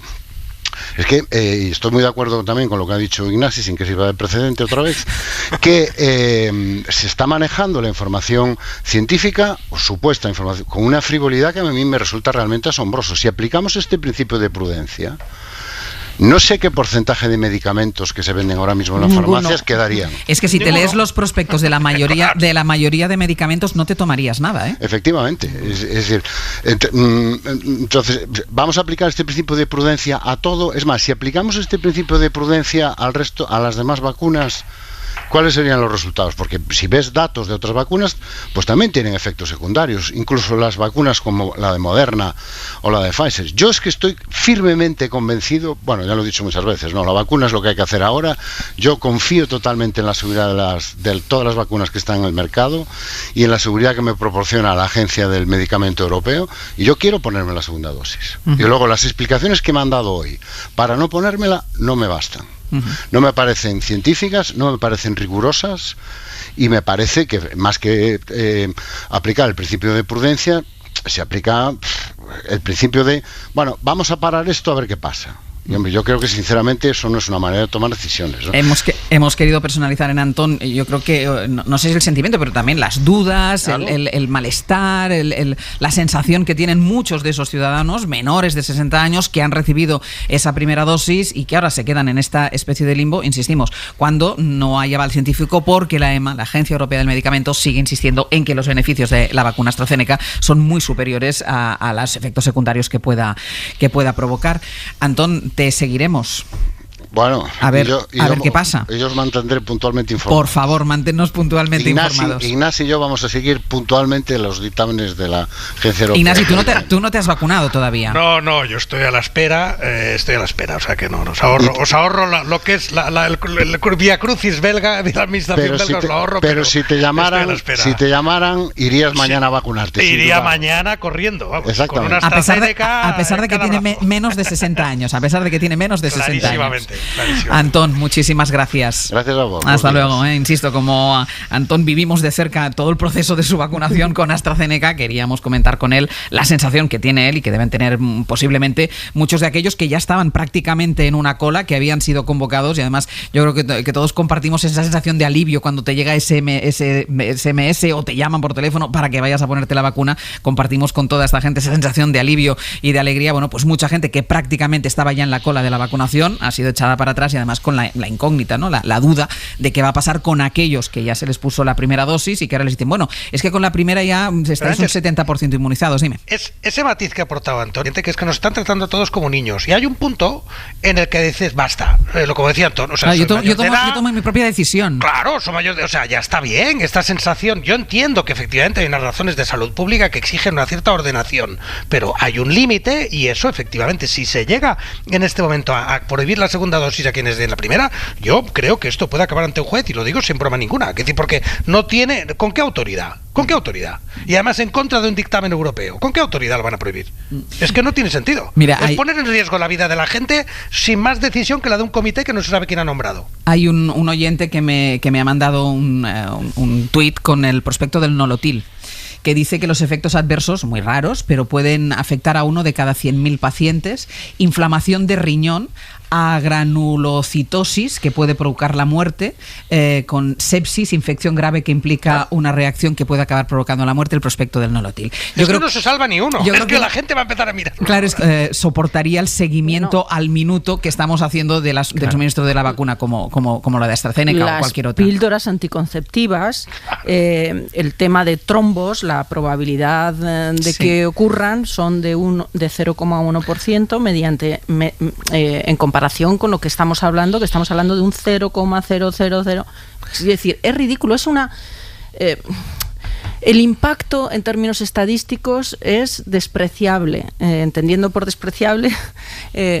pero es que además, yo insisto en esa idea de no estamos manejando la información con la capacidad suficiente para que todo el mundo esté en disposición de tomar decisiones a partir de esa información. Entonces, administremos esa información también en su justa medida. No digo ocultar información, digo darla de una manera que quien la reciba acepte las consecuencias de no ponerse la vacuna.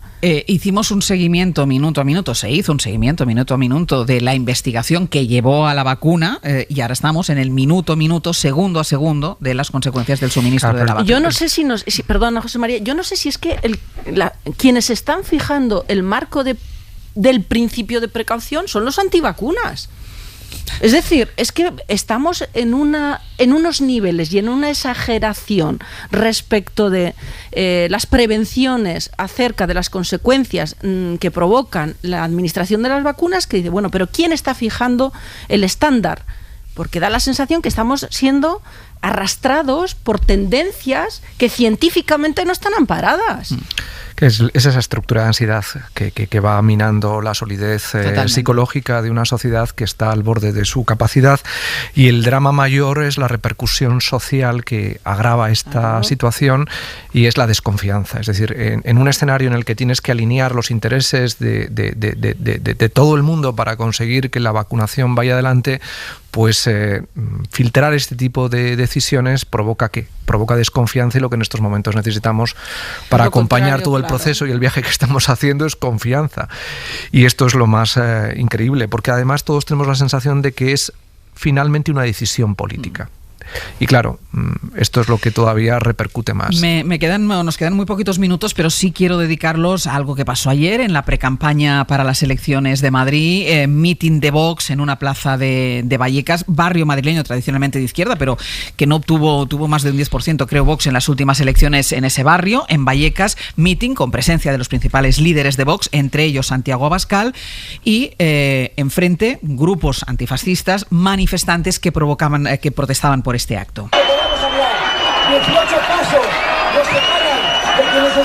De fondo se oye a Santiago Abascal, al final disturbios, botellas, lanzamiento de adoquines, cargas policiales.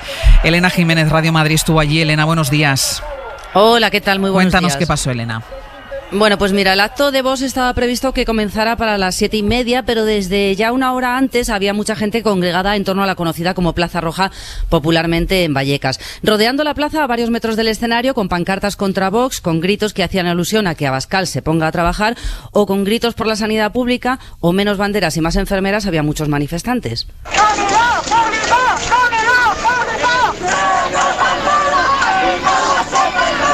En el centro de la plaza, el escenario, los simpatizantes de Vox con algunas banderas de España y con carteles en los que se leía, por ejemplo, barrios seguros. En medio, un cordón de la policía para separarles. No pasaba en ese momento la situación de los cánticos. Acercándose la hora del mitin, llegó Abascal en una nube de gente, custodiado por la policía, y lo primero que dijo, aunque costaba escucharle por los gritos de los manifestantes, dijo que las calles también son nuestras, se quejó de lo que él consideraba un delito electoral permitido por el ministro del Interior por dejar a la gente manifestarse allí, y entonces fue cuando dijo esto. Y vamos a bajar de este atril y vamos a caminar para contar los pasos, los escasos metros. Dijo que se iba a bajar del escenario para acercarse a los manifestantes, lo hizo, se creó una marabunta de gente y segundos después empezaron las cargas de la policía y la lluvia de botellas, cristales, latas o adoquines. Una parte de ese círculo de los manifestantes comenzó a correr por el parque, por esas cargas policiales, se veía gente y policía caerse por el suelo, correr por calles aledañas. Los dirigentes de Vox regresaron después al escenario, hablando de su concepto de libertad en los barrios y de inseguridad, y terminaron, bueno, pues a la hora marcada por delegación del gobierno, a las 8:30. Eso sí, con más gente de la ultraderecha congregada en el acto de la permitida. Delegación había permitido hasta 50 personas, había muchas más y tampoco se cumplía la distancia de seguridad de 1,5 metros exigida por delegación del gobierno. De hecho, en un lado de la plaza estaban los carteles de respeta la distancia que habían traído la gente de Vox, pero que no llegaron a desembalar. Al final, Abascal y el resto de dirigentes abandonaron Vallecas, escoltados por la policía y por manifestantes y vecinos que seguían gritando. El balance, al menos 2 detenidos, y la cifra de heridos se eleva a 35 porque la policía dice que hay hasta 21 agentes heridos. Vox también dice que uno de sus diputados recibió una pedrada en la mano, el resto serían manifestantes. Elena, gracias. Gracias. Hasta luego, Lasalle. ¿Qué te parece? Bueno, pues el escenario deseado por quienes fomentan la polarización, ¿no? Es evidente que la violencia nunca puede estar legitimada y convertirla en parte del relato electoral, pues es lo peor que puede acompañar a nuestra democracia en estos momentos. Ignasi. Bueno, a mí me ha encantado una cosa muy provocativa que he leído en Twitter, que es que a Vox se le está aplicando el criterio de la chica llevaba minifalda, ¿no? Y como llevaba minifalda, pues se lo buscó. Y ese tipo de argumentación, que sabemos que en otros ámbitos ya la hemos rechazado de raíz, no se puede estar aplicando, no vale cuando el PP va a determinadas partes de Euskadi y no vale si Vox va a Vallecas. Vox tiene todo el derecho de hacer campaña en Vallecas y creo que hay que hacerlo muy alto, muy claro, ¿no? Ni peros ni conques. La violencia no puede estar justificada en ninguna situación ni en ninguna condición. No, este es el punto. Veremos a ver qué pasa aquí en adelante, porque queda mucha precampaña y queda también toda la campaña electoral todavía. Íñigo Sastre, buenos días. Buenos días, Ángels. Os voy a confesar una cosa. Bajo perfil como ha de ser, yo sin grandes aspavientos ni excentricidades. Muchísimas gracias a los tres, Mariola Urrea, Ignasi Guardans, José María Lasalle. Hasta la semana que viene. Un abrazo. Un beso. Suscríbete a Hoy por Hoy. Todos los episodios y contenidos adicionales en la app de Cadena SER y en nuestros canales de Apple Podcast, Spotify, iVoox, Google Podcast y YouTube. Escúchanos en directo en la SER de lunes a viernes a las 6 de la mañana. Cadena SER. La radio.